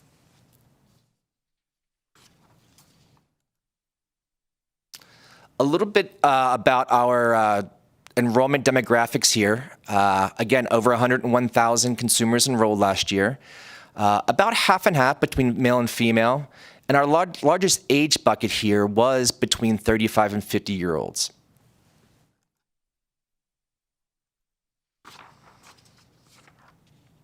A little bit here about the American Rescue Plan Act of 2022. Again, increased subsidies across the board. And for those making more than 400% of the federal poverty level, for the first time, they can receive subsidies. A little bit about pre and post ARPA. So here's some statistics here that pre-ARPA, in plan year 2020, let's say, for instance, a little over 85% of our consumers receive subsidies. Again, this bumped up to about 90%, or 9 out of 10 consumers receiving APTC, about a 5% increase. And then the statewide average premium pre-ARPA was $366. That was reduced, that monthly premium on average, down to $293, so a savings of about $72 per month with those increased ARPA subsidies. And this just gives a little bit, a few specific examples, but I think it's impactful to see how this really affected Nevadans. You'll see, I'd like to point out the third bullet point down. A family of 4 in Las Vegas went from a monthly premium of $348 down to a $0 monthly premium. Let's see here, the fifth bullet point down, a family of 5 in Elko County went from a little over $3,600 a month in premiums down to $483. And the last bullet point, a 29-year-old in Las Vegas went down from $320 a month down to $39 a month in monthly premiums. You know, when we're talking about kitchen table economics, these are some real concrete examples here of how the American Rescue Plan Act and then subsequently the Inflation Reduction Act are impacting healthcare costs for exchange consumers. So for plan year or open enrollment plan year 2023, we have 163 different QHP plan offerings across 7 carriers. From the last time we presented to this forum, we only had 27 qualified health plans over 3 carriers. Currently, we have, for this plan year 2022, 128 plans over 7 carriers. And again, the growth for next year, for next open enrollment, that will start November 1st, 163 different QHP plans. We're going to have the final average rate on the exchange did increase to by 9.2%, but when that increases, so do subsidies. So consumers won't feel that impact as much because subsidies will increase as well. And we're going to have 7 Navigator grantees. These are community-based organizations that help consumers enroll, and then 7 broker grantees. And these grantees are brokers throughout the state. And we do have a healthy and robust partnership with brokers to the tune of over 800 that get trained and certified with us. But these 7 broker grantees, they get grants to increase their presence out in the community, maybe do like a pop-up office in a mall during open enrollment, or increase marketing, things like that. So the Inflation Reduction Act, again, this is the act that extended those subsidies for another 3 years. And the National Academy for State Health Policy, or NASHP, estimates that Nevada consumers between 250% and 400% of the FPL, federal poverty level, will experience about a 50% decrease in out-of-pocket premiums. And then for those consumers that are up to 150% of the federal poverty level, they can get silver plans for 0 premiums and reduced deductibles. And one point of note here, there's what's called the family glitch. And this is where consumers that receive employer-sponsored health care, if it's deemed unaffordable, they can shop on the exchange.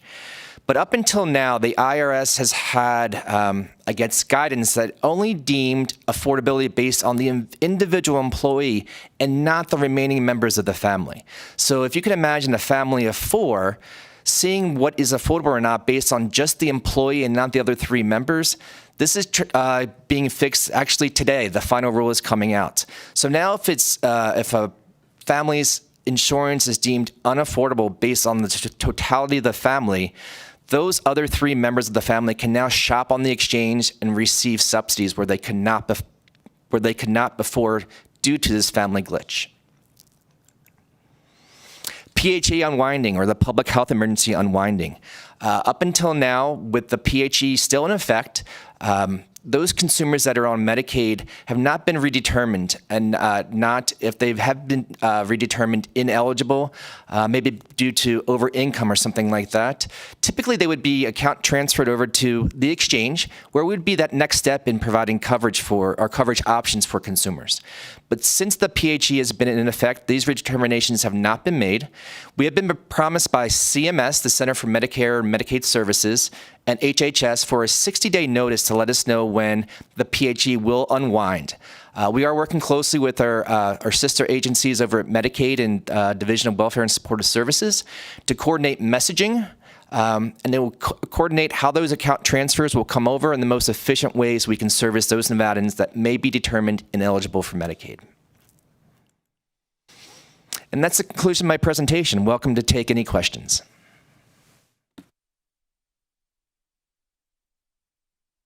Thank you. Any questions from any forum members? No question for me. Thank you. Mr. High, I just have a question. I'm just curious, just broad categories of the types of folks or the situations folks are in where they choose to use the exchange. Do you have some broad categories? I know that age group that you listed that was the largest user of the exchange kind of surprised me. I mean, are these independent contractors that don't have, corporate coverage? Are these retirees? Or who are your main customers? That's a great question. Thank you, Madam Chair. You're exactly right. These are independent contractors. Our marketing campaign, especially for this upcoming open enrollment, and it builds upon our one from last open enrollment, we're targeting gig workers. Imagine your Uber drivers, your Lyft drivers, or your DoorDash drivers, We're also targeting service workers.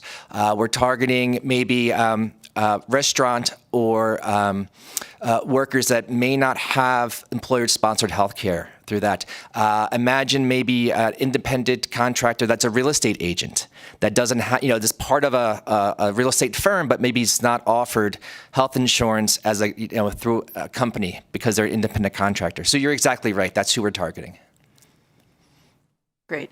And then I'm not sure if this is a question, maybe Russell, for you, but just to be clear, as there's some new forum members as well. The insurance premium tax that we will be forecasting does include premiums paid either under the Nevada Health Link or other insurance carriers, right? Okay, great. Thank you. Thank you very much. Great. Thank you. I appreciate it.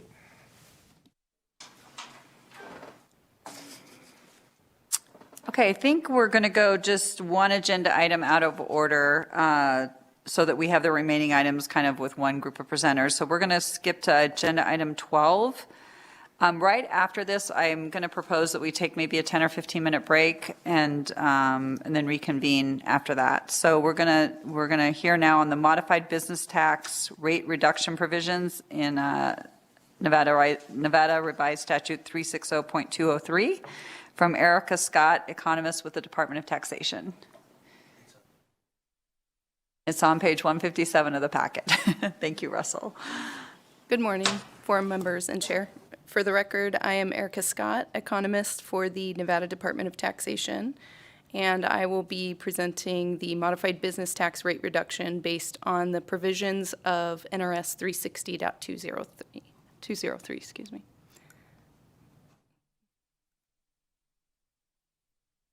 Okay.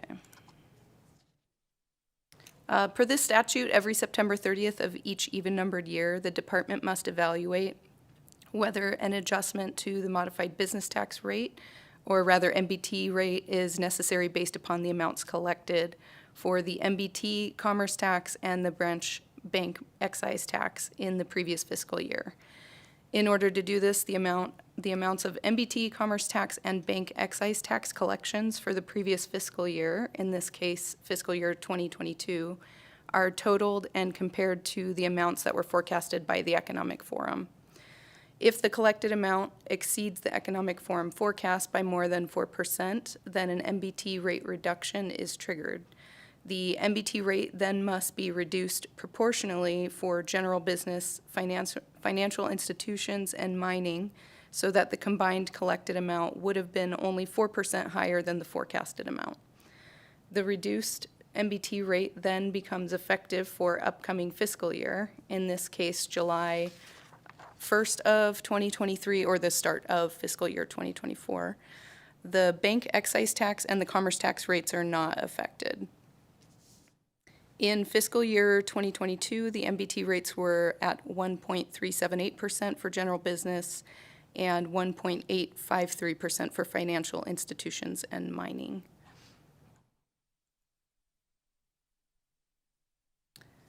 I have provided the simplified table to show the collected amounts for fiscal year 2022 of MBT, commerce, and bank excise taxes, which is net any commerce tax credits and any other tax credits taken that year. Taxation collected $1.039 billion, while the forecast was for $880 million. Collections exceeded the forecast by a little over 18%.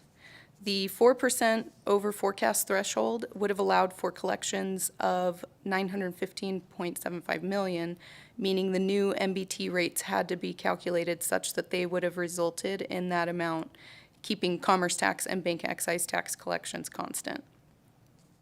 When factoring in this reduced MBT rate in the upcoming forecast, the collections in this area will be reduced potentially roughly by around $124 million.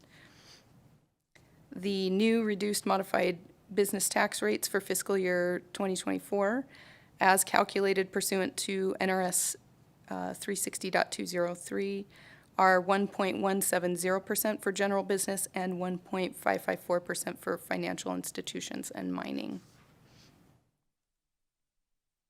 And I want to acknowledge that the actual calculated modified business tax reduced rates based on the reduction calculation methodology used since 2016 were actually 1.169% for MBT general business and 1.553% for MBT financial institutions and mining. However, to comply statutorily with the intent of NRS 360.203 in subsection 4, the rate must not be below 1.17%. Therefore, the new MBT rates will be 1.170% for general business and 1.554% for financial institutions and mining to maintain the proportional consistency of the MBT rate reduction calculation. And because the new rate has reached the floor, if you will, of the MBT rate per NRS 360.203, then pursuant to the subsection 4A, taxation will not need to run this calculation again going forward. And with that, I conclude the overview of the modified business tax rate reduction and am happy to answer any questions that you may have.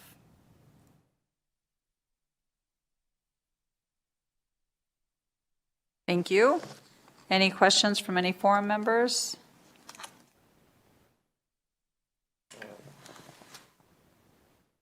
Very good. Thank you very much. Thank you.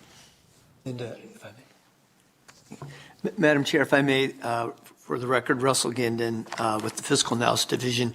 To just follow up and comment on this is that for those forum members that went through when we had the rate reduction determination in September 18, 2018. And so now we have this one. So what that means is that the forecasters from the Department of Taxation, Governor's Finance Office, and the Fiscal Analysis Division will have to produce forecasts for FY23 at the current higher rates, and then at the lower rates for FY24 and FY25. So what we've been talking, and if it's supported by the members of the Economic Forum, we're thinking to make it easier for the forum members to understand each forecaster's forecast is to put together maybe a separate table to be presented at the November and December meetings of what the forecast would have been for all 3 years at the higher rates, because it might be easier for you to visually compare those 3 forecasts over the years, and then we'll show you what it would be for 24 and 25 at the lower rates.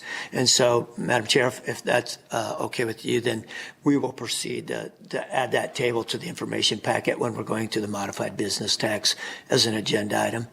I think that would be very helpful. Thank you. Okay, thank you, Madam Chair. Okay, so it looks like it's just a couple minutes before noon. I would propose that we take a 10-minute break and re-adjourn or come back into, is it called an adjournment? Just reset. Recess, and come back into the meeting at 12:10. So with that, this meeting is currently under recess.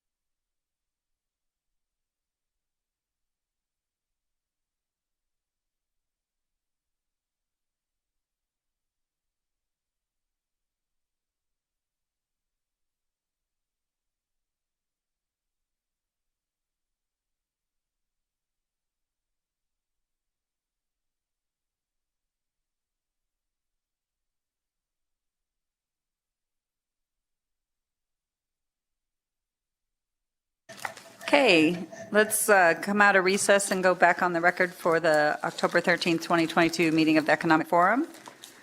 We're going to start with agenda item 11, the report and discussion of FY22 actual collections compared to the Economic Forum's May 4th, 2021 forecast, adjusted for legislative actions approved during the 2021 session and court decisions. So I will turn this over to Mr. Michael Nakamoto. Whenever you're ready. Thank you, Madam Chair, members of the forum. For the record, I am Michael Nakamoto, Chief Principal Deputy Fiscal Analyst with the Fiscal Analysis Division of the Legislative Counsel Bureau. And I will be going through agenda item 11 today, which is the report and discussion of FY22 actual collections compared to the Economic Forum's prior forecasts. The tables that I will be referring to, which I will bring up on the screen, are found beginning on page 141 of the Economic Forum packet. And let me bring those up real quick. For the members of the forum who are returning, you have seen these tables before. I will go through them in just a little bit of a detail for the new members.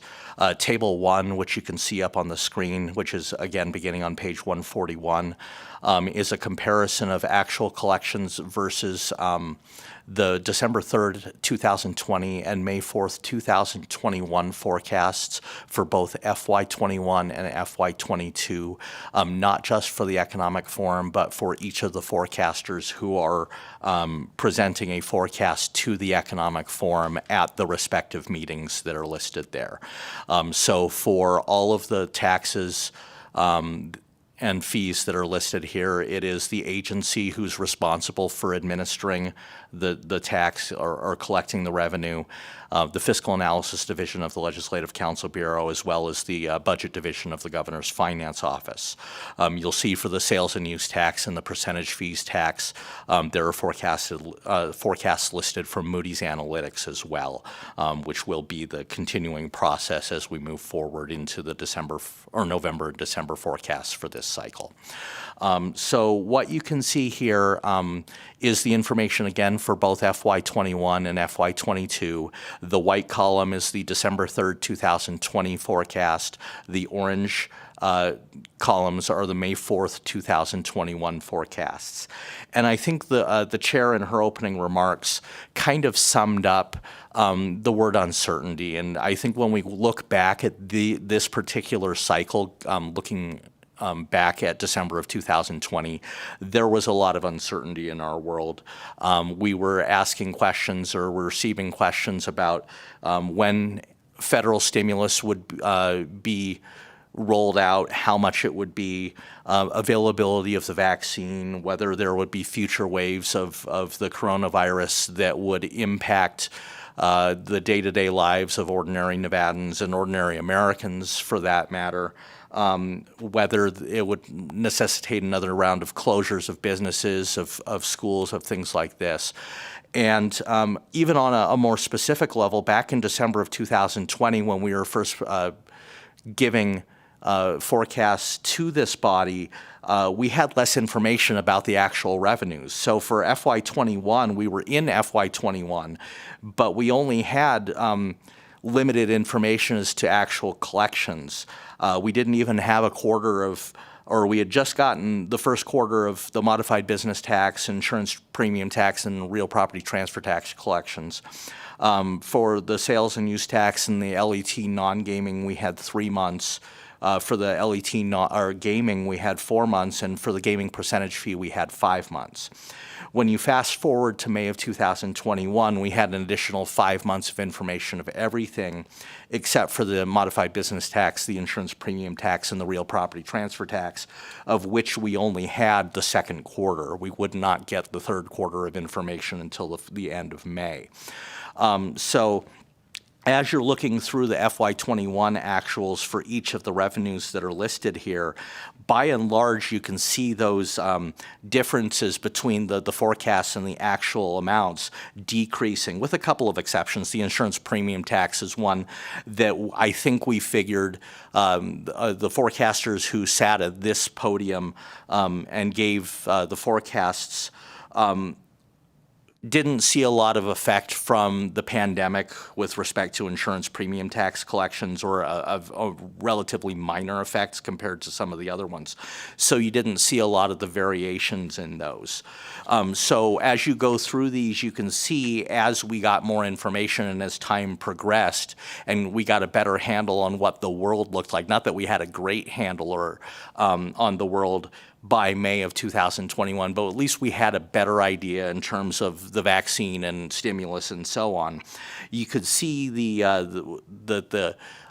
actuals, or the forecasts were getting closer to what the actuals would be. And that was true in both FY21 and FY22. So you can see on page 141 all of the forecasts for the sales and use tax, the percentage fees, the insurance premium tax, two of the three pieces of the modified business tax. Then if you turn to page 142, you'll see the modified business tax mining, as well as the pieces of the live entertainment tax, the real property transfer tax, and the commerce tax, as well as the total for all of these major revenue sources. On page 143, it starts getting into some of what we call the major minors. These are the revenue sources that the Economic Forum has delegated to the Technical Advisory Committee to review the forecasts and provide a forecast to this body for its consideration. So you can see some of the larger ones there on page 143 and then going on into page 144 until you get to the bottom line, which is it's actually at the top of page 145, where you can see the total general fund revenue gross. So I'll focus primarily on the May forecasts. So you can see that the actual gross collections for the state general fund, the total, in FY 2021 was $4,529,322,702. The Economic Forum's forecast was that 4,308,848, so it was a difference of approximately 220.475 million that the actual collections in FY21 gross were above the forecast. In FY 2022, the total gross general fund collections were $5,524,470,795. The Economic Forum's gross forecast for FY22 back in May of 2021 was the 4,513,938, which was a difference of approximately $1,010,532,000. So on the rest of page 145 and getting into page 146 are the tax credits that reduce the general fund revenues, which are also forecast by the Technical Advisory Committee and then brought forward to the Economic Forum for their review. So you have the commerce tax credits, which are the credits that allow a taxpayer to deduct up to 50% of their commerce tax liability against their modified business tax. So those reduce the amount of revenue that was collected. And then below that, you have the film tax credits, the Nevada New Markets Jobs Act tax credits, which are specifically against the insurance premium tax. Then on page 146, you have the education choice scholarship credits, which are against the modified business tax, the catalyst account tax credits, which can be used against the MBT, the insurance premium tax, or the gaming percentage fee, the college savings plan tax credits, which can be used against the MBT, as well as the affordable housing transferable tax credits, which can be used against all of the revenue sources that I had just talked about, the MBT, the percentage fees, and the insurance premium tax. And then it gets you to the total of all other tax credits. And if you look at that, you can actually see that in both instances, the forecasts by this body for the tax credits were actually higher than the amount of tax credits actually taken. So in the end, once you've subtracted and added all of the credits, you get to the total bottom line, and that's the amount of additional money that is available for the state to spend. We talked about the FY21 collections at the last meeting, so that the Economic Forum's forecast was approximately $226.2 million, or the forecasts or the collections were $226.2 million above the forecast in FY21. If you move over to the last line on the right, or the last set of information on the right-hand side at the bottom of page 146, you'll see that the Economic Forum's forecast of $4,425,925,000 was approximately $1,013,410,000 net above the actual net collections from the State General Fund, which in FY 2022 were $5,439,335,105. So I don't know, Madam Chair, if this is a good time to stop for questions or whether I should go through Table 2 first. We can pause. Does anybody on the forum have any questions? I think we're okay to move forward. Thank you, Madam Chair. Again, for the record, Michael Nakamoto with the Fiscal Analysis Division.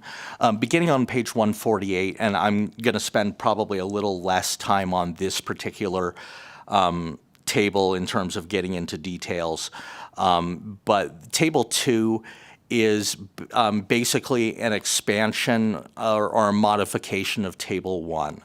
It is showing the actual versus forecast comparison of the December 3rd, 2020 and May 4th, 2021 forecasts, adjusted for measures approved during the 2021 legislative session, as well as the court actions that affected the modified business tax. For all of the State General Fund for FY 2022. So every single revenue source that are on the Economic Forum tables are listed here, both the forecasts for each of those meetings that were approved by this body, as well as the actual collections and how those compared. So throughout this, it goes through all of the majors again. So a lot of the information is going to be duplicative of what you see in Table 1, as well as a lot of the major minor revenues that are listed there. But it starts getting into a lot of the smaller minors and the ones that we did not include in Table 1. And if you get actually to the bottom line again on page 152, you'll see that same total there for the May forecast, where the actual collections net of all tax credits are again $1,013,410,290 above the Economic Forum's May 4th, 2021 forecast for FY22. If there are any questions about any of the individual revenue sources or any of the information in this particular table, I will do my best to answer them at this point. Thank you, Madam Chair. Thank you. Any questions or comments? It appears that we pretty much down the line estimated low based on what we consider would be the growth coming out of the pandemic. But do you see any particular item in there that seems to you to be out of line with the rest of them, where we might be able to improve our forecasting for the future, where we miss something that was, say, larger than we would have expected based on that one item, where I mentioned we're coming out of the pandemic? That makes sense to you? Is there something that we seem to be missing on one particular tax that? First of all, just to say my own view, is that I think gaming revenues is rebounded a lot more than I ever expected would be. We see gaming, when we look at the numbers, we see occupancy of 89%, but we see gaming revenue way over that, and so it's rebounded. Are there other taxes that you feel that where we estimated low or high, or just on your own review of these tables? Mr. That Levitt. are out of line with what we would have expected based on recovery from the pandemic? Mr. Levitt, Michael Nakamoto with the Fiscal Analysis Division. I think as one of the forecasters who presents revenues to this body, it would be difficult for me to say anything other than I don't think a lot of us who sat here back in May of 2021 or even December of 2020 could have seen what would have happened to the economy in just about any sense. I mean, there are a few exceptions where, okay, we were relatively close. I point to the insurance premium tax as an example, but I don't think if any of us had come into the last meetings back in December of 2020 or May of 2021 and said that we would have consecutive months of gaming win above $1 billion per month, or that taxable sales would be growing by double digits, or that inflation would be where it has been, I don't know if any of those forecasts would have been necessarily taken seriously. And yet, if we had come in with something similar to that, those would have been the closest forecast to what the actuals are.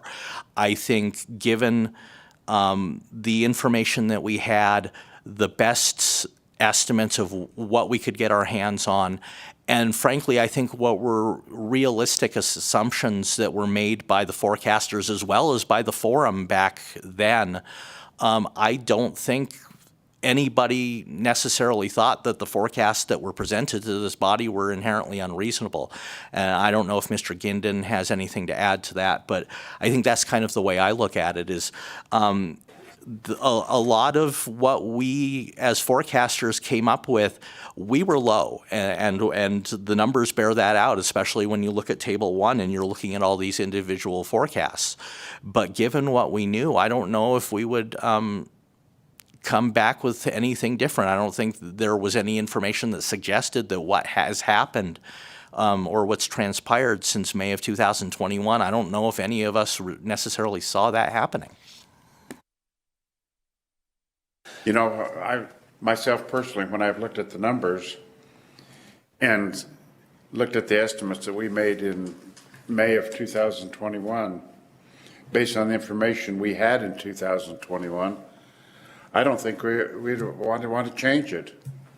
You know, and speaking practically, of course, is that I'd much rather be on the high side than on the low side as it relates to, you know, the consequences.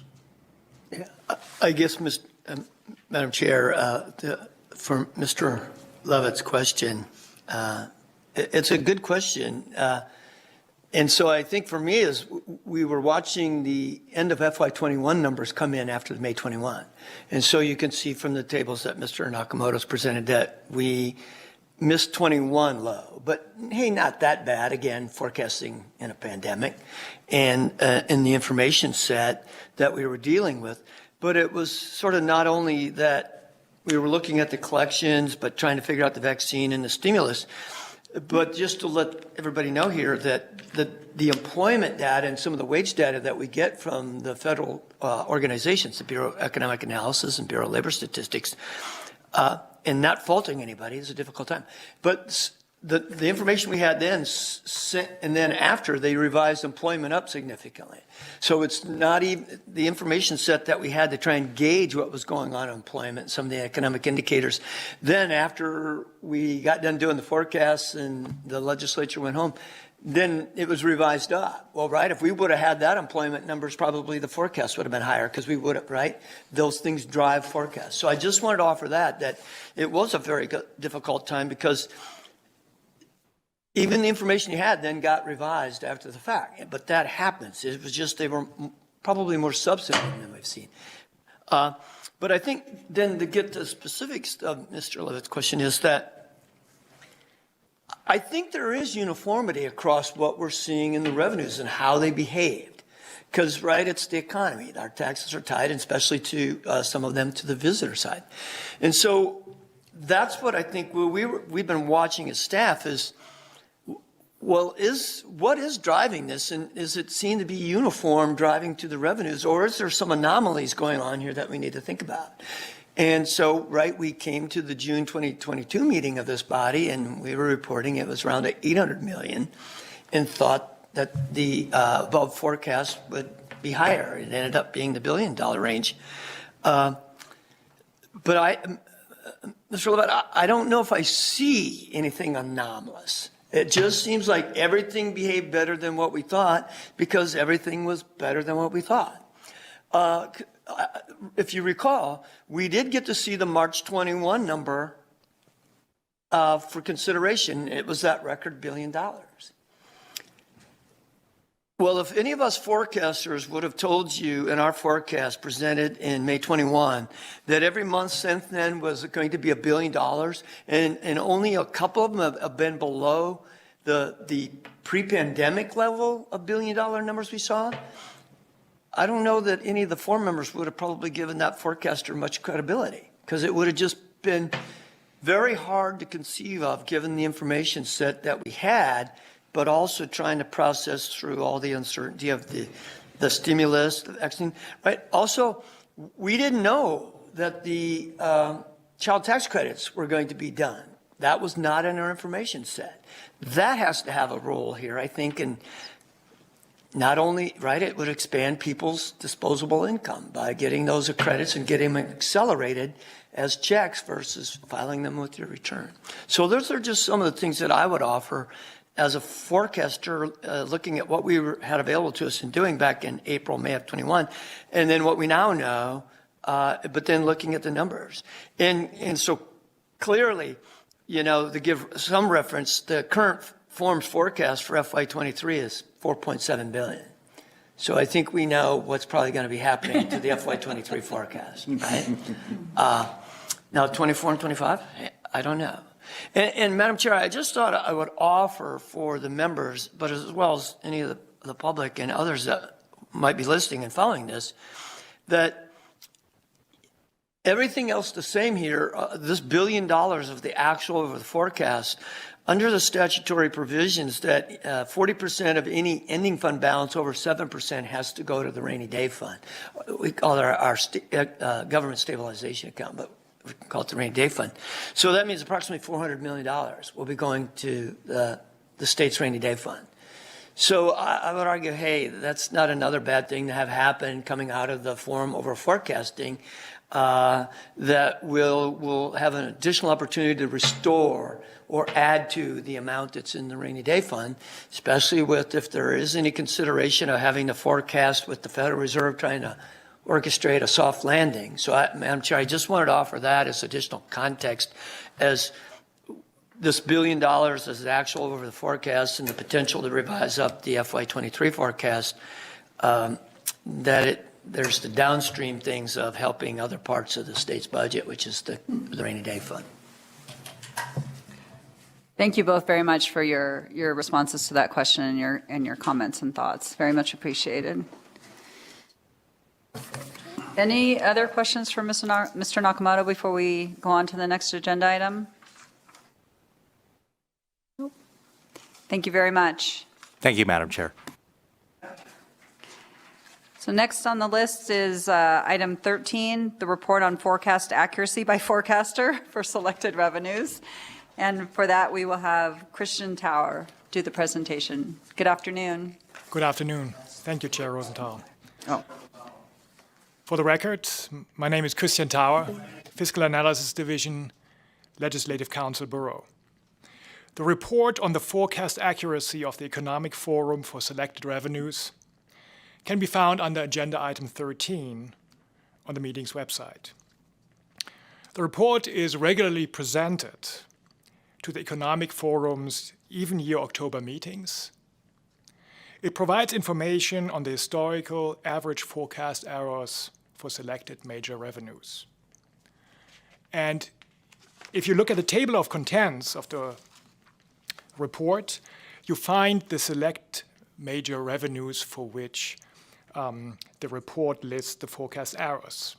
These are the state 2% sales tax, gaming percentage fee, insurance premium tax, casino live entertainment tax, cigarette tax, and total general fund revenues. For the just mentioned revenue sources, the report traces the forecast errors back to the 1995 to 97 biennium. The report also includes information on the modified business taxes of the state of Nevada, non-financial, financial, mining, and the total modified business tax, so the three modified business tax combined. The real property transfer tax and the commerce tax. And for the latter mentioned revenue sources, the report tracks the forecast errors since the 2005 to 7 biennium. The report is a total of 64 pages long, and I do not attempt to go through it in detail, but rather focus on the big picture. On page 2 of the report, forum members will find a summary table. And this summary table provides information on the average and absolute average percent forecast error over the biennia. And the more relevant measure here is arguably the absolute average percent forecast error. It measures the average distance of the forecast to actual revenues without allowing positive and negative forecast errors to cancel each other out. And what you can see looking at the table on page 2 is that the state 2% sales tax absolute average percent forecast error over the biennium is 5.5%. Gaming percentage fees, the absolute average percent forecast error is 6.7%. Further down, total general fund revenues, the absolute average percent forecast error is 5.3%. What is of note is that these numbers do not yet include what Mr. Nakamoto just presented on fiscal year 2022, deviation between actuals and forecast. Because we're still in the 21 to 23 biennium, so this biennium is not yet included in this table on page 2. The expectation is, of course, that once these numbers are included, the absolute average percent forecast error for the total general fund revenues and for many of the select major revenue sources featured in the report will actually increase for all the reasons Mr. Nakamoto and Mr. Ginden and the forum just mentioned. An interesting question in that context would be to ask, and that kind of goes now beyond the report before you, what would absolute average percent forecast errors over time look like if we took out outliers, such as situation in the 2019 to 21 biennium when the coronavirus came upon the economy and lockdowns were bringing the economy partly to a standstill? Or what is when we take out the 2007 to 2009 biennium, where a financial crisis caused a Great Depression and threw the average forecast error or the forecast off. And so we provided also an analysis of how the absolute average percent forecast error would look like if we take out to the 2019 to 21 biennium and the Great Recession, so the 2007 to 2009 biennium. And the result is that actually the absolute average percent forecast error is significantly lower under these quote-unquote normal conditions. So when we take these outliers in forecast errors out. For example, as you can see on page 2, as mentioned, the state 2% sales tax, absolute average percent forecast error, including the Great Recession and including the 2019 to 21 coronavirus biennium, is 5.5%. If we take the Great Recession and the 2019 to 2021 biennium out, the absolute average percent forecast error goes down to 4%. And the same is true for the total general fund revenues, including the Great Recession, including the coronavirus uncertainty. The total general fund revenue absolute average percent forecast error is, as listed on page 2, 5.3%. If we take the Great Recession and the coronavirus 2019 to 2021 biennium out of the equation, out of the calculation, the absolute average percent forecast error goes down to 4%. And since it was just mentioned, the gaming percentage fees, as you can see in table 2, in the table on page 2, the absolute average percent forecast error is 6.7%. If we take the Great Recession and the 2019 to 21 biennium out of the calculation, the absolute average percent forecast error goes down to 3.75%. And this information, which I just presented, in addition to the report on how the Economic Forum's forecast would fare under quote-unquote normal conditions, is something that is not provided in the package, but of course we would be happy to provide it to forum members if they wish to receive that information. Thank you.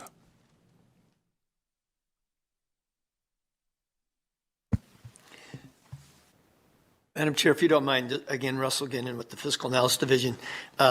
I think this is always interesting information, especially that we have the whole track record here.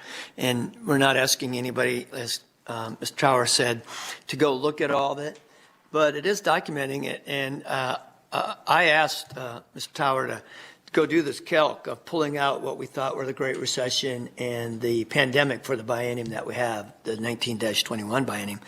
And you can see it moves the forecast error by about 1%. And you can go, well, gee, is that really that much? And as a forecaster, I'd say if you're going to tell me you're going to miss 4% or 5%, that percent matters, and probably also for people in the business world, a percent at the margin can matter. So it is interesting, and I also agree it'll be very interesting to see once we add the 21-23 biennium to the metrics, and then back it back out to see what the difference will be. But then I thought I'd also just add here for context for the forum members that who knows what, everybody wants a 0% forecast error. So interestingly enough, that because of the sort of the pandemic and Great Recession, as the total general fund forecast error, when you let the positive negatives balance each other out, it's basically 0, which implies that the forum is not biased in its forecast, right? That you're not consistently overshooting. And then to have an absolute error of 5%, well, remember, these are biennium forecast errors. So now we're at over a $5 billion general fund number. We'll be over a $10 billion biennium budget.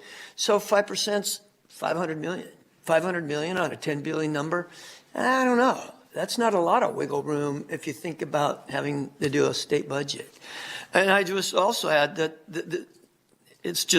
it doesn't mean anything other than it's a statement of fact. But so the forecast error on average for the biennium is 5%. That's what we try and at least maintain when we build the budgets, when the governor sends it over and when the legislature approves the state general fund budget for each year is at least a 5% ending fund balance. So it's just, when I looked at it, it's go, wow. So we're trying to keep 5% a year state budget, and the absolute error is now around 5% with these two sort of anomalous events. But so I just wanted to add that as additional information to this agenda item, because I think it is an important part of tracking what the forum does here, and especially when we have episodes that make forecasting hard. Thank you very much for that perspective. I think it is helpful to have the higher perspective and keep things in mind, because we have been through some crazy times of late, and also just good background for the couple new forum members we have on, just kind of how this body has performed through the years. Okay, with that, I think we're ready to move on to agenda item 14. The presentation on personal income and wages in relation to population, employment, and inflation on a national level and in the state of Nevada by Ms. Susanna Powers. It's on page 165 of the forum packet. Thank you. Good afternoon, Madam Chair and the members of the Economic Forum. This is Susanna Powers, Deputy Fiscal Analyst with the Fiscal Analysis Division. So in this agenda item, we have a presentation on trends in personal income and wages in relation to population, employment, and inflation. And since Mr. Smith gave a very comprehensive overview of the job market, I was just going to skip through those slides related to employment. I really don't have anything to add to those, so I'm going to be skipping through a couple of the employment slides. And also, we heard from our state demographer related to population trends and outlooks. So I am going to be picking up the presentation from CPI and selected CPI components. So this slide shows selected components for the CPI, Consumer Price Index. All items in red line, food in green line, core CPI. All items less food energy in blue line, and energy in purple line. Inflation has been barely noticeable for decades, but now is suddenly one of our top concerns. We have seen a robust recovery in many economic metrics, but some of the slides in this presentation will show how we are not doing as well on inflation-adjusted terms because inflation has eroded our purchasing power. The next two slides get more in detail into the pieces that have been driving the inflation rate. In this chart, the red line represents the CPI, the measure we know as the headline inflation indicator for all items. It was up 8.6% year over year in the second quarter. If we add today's inflation report that we saw on the news, the CPI measure is year over year down a little bit, down to 8.3%. The blue line represents the core inflation, which removes the volatile food and energy components. Based on this measure, we had 6% inflation compared to a year ago when looking at the second quarter. But with the new update, the core inflation rate year over year actually went up to 6.3% if we account for the third quarter. The next slide shows a little bit more in detail. As you can see in this purple line, which is the energy component, it has been the largest contributor to change in the CPI. The energy prices were up 35.4% year over year in the second quarter. With the update, today it went down. I think it was considerably. I don't have the number written down here. I think it was in a 25% range for the third quarter. And the food prices have been elevated as well. In the second quarter, they were up 10% year over year. And it went up in today's report for the third quarter. I think the food prices were up about 11.2%. Did those calculations early in the morning, so I'm starting to forget them, but something in that range. The next slide shows the pieces and their respective shares of the total personal income for the U.S. Personal income here includes all earnings, including salaries and wages, investments, and other sources. The largest share of personal income is wages and salaries that is represented by the red line. Prior to the pandemic, that share was about 50% of all personal income, and now is slightly higher than what it was before the pandemic. Government transfers in the form of money income and in-kind benefits accounted for about 17% of total personal income prior to the pandemic response by the federal government, a line represented by the blue line. That share is now almost back to the pre-pandemic level.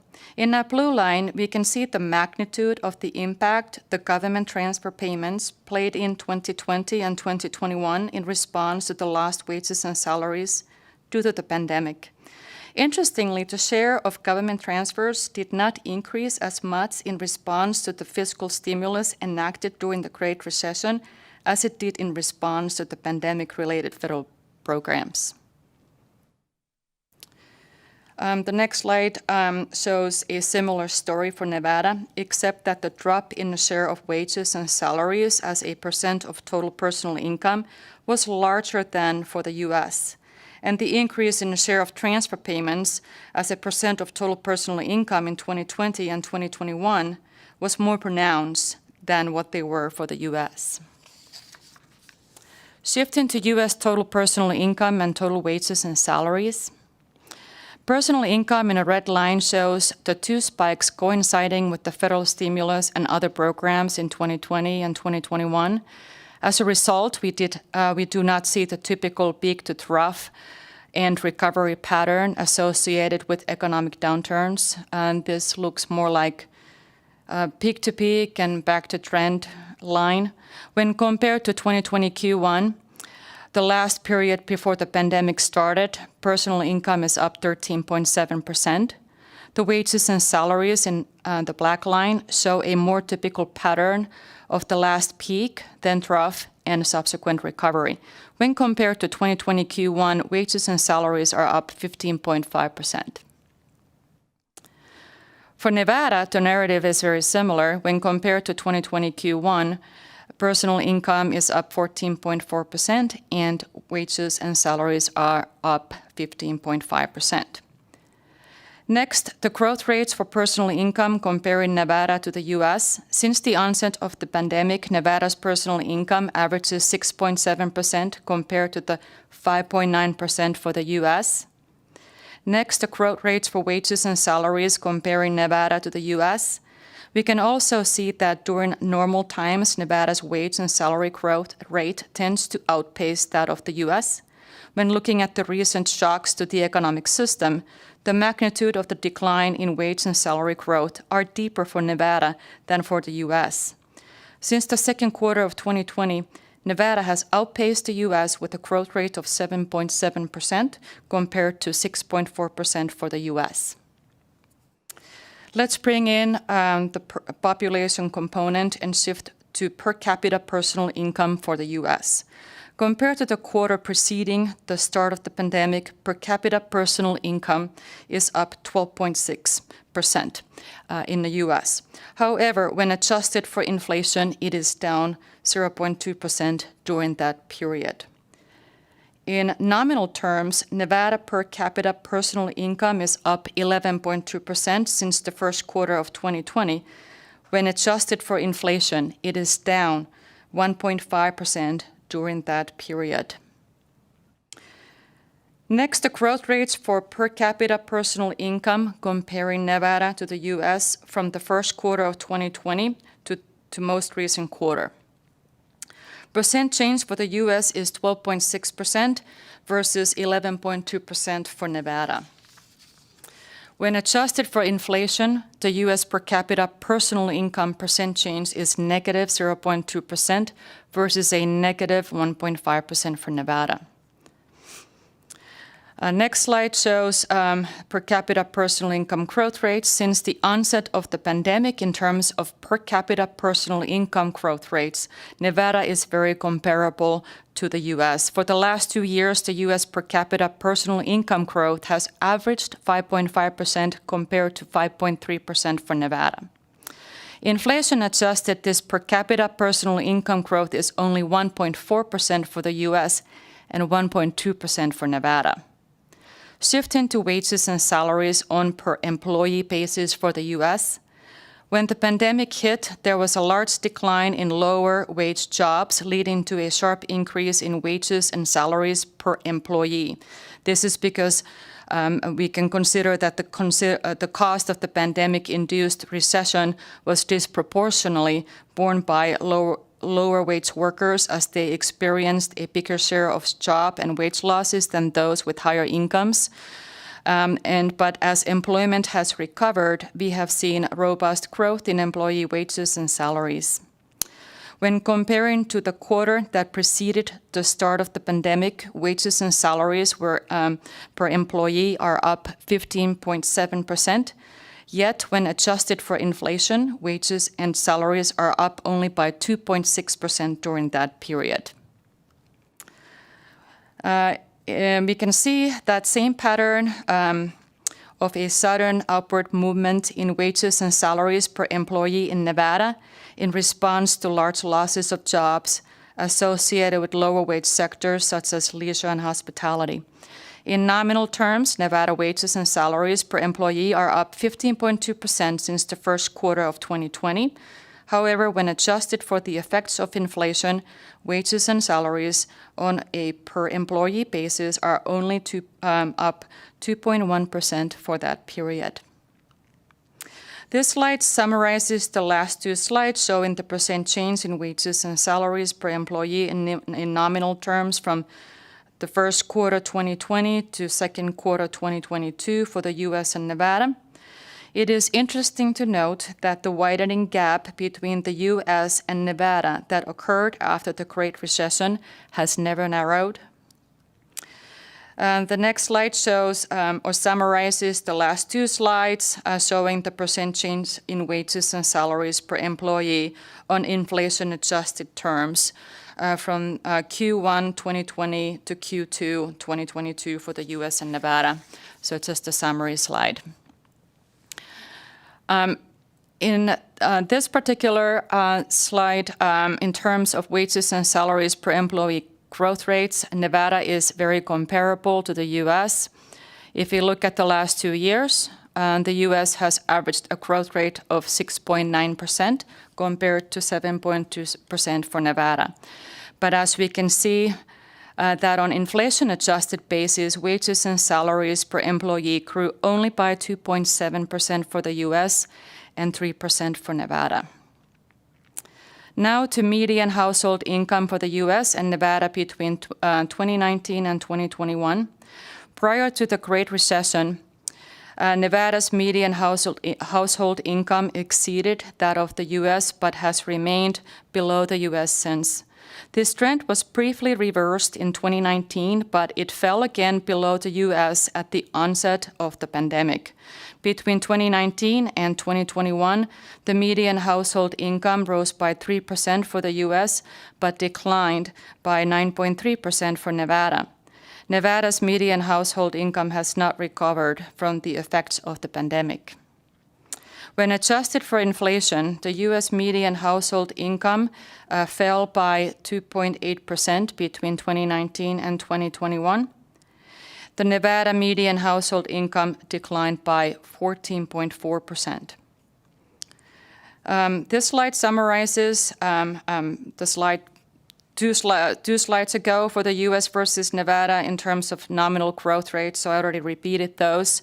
And the next slide summarizes the slide that followed for the U.S. versus Nevada comparison in terms of those inflation-adjusted growth rates. So I'm just going to skip those two. And I believe this might be our second last slide for this agenda item. This slide shows how the general fund and personal income growth rates have performed over time. The first observation is that the trend between the two series tend to... Oh, actually, I think I'm in the wrong one. Hold on. Yes, I was in the right one. So this slide shows Nevada general fund revenue per $1,000 of Nevada personal income. And it measures in other words, it measures the general fund per $1,000 of personal income and how it has changed over time. Okay, so that's that slide. And then maybe the last one that we have, I believe this is the last slide. This shows how the general fund and personal income growth rates have performed over time. And what I mentioned earlier, the first observation is that the trend between the two series tend to move together. And the second observation is that while we have seen record tax revenues, the recent peak in the general fund growth rate represented by the blue line has not surpassed the peak of fiscal year 2004 that followed the 2003 legislative session when there were major changes made to taxes. That does conclude my presentation. If you have any questions, I will be happy to answer.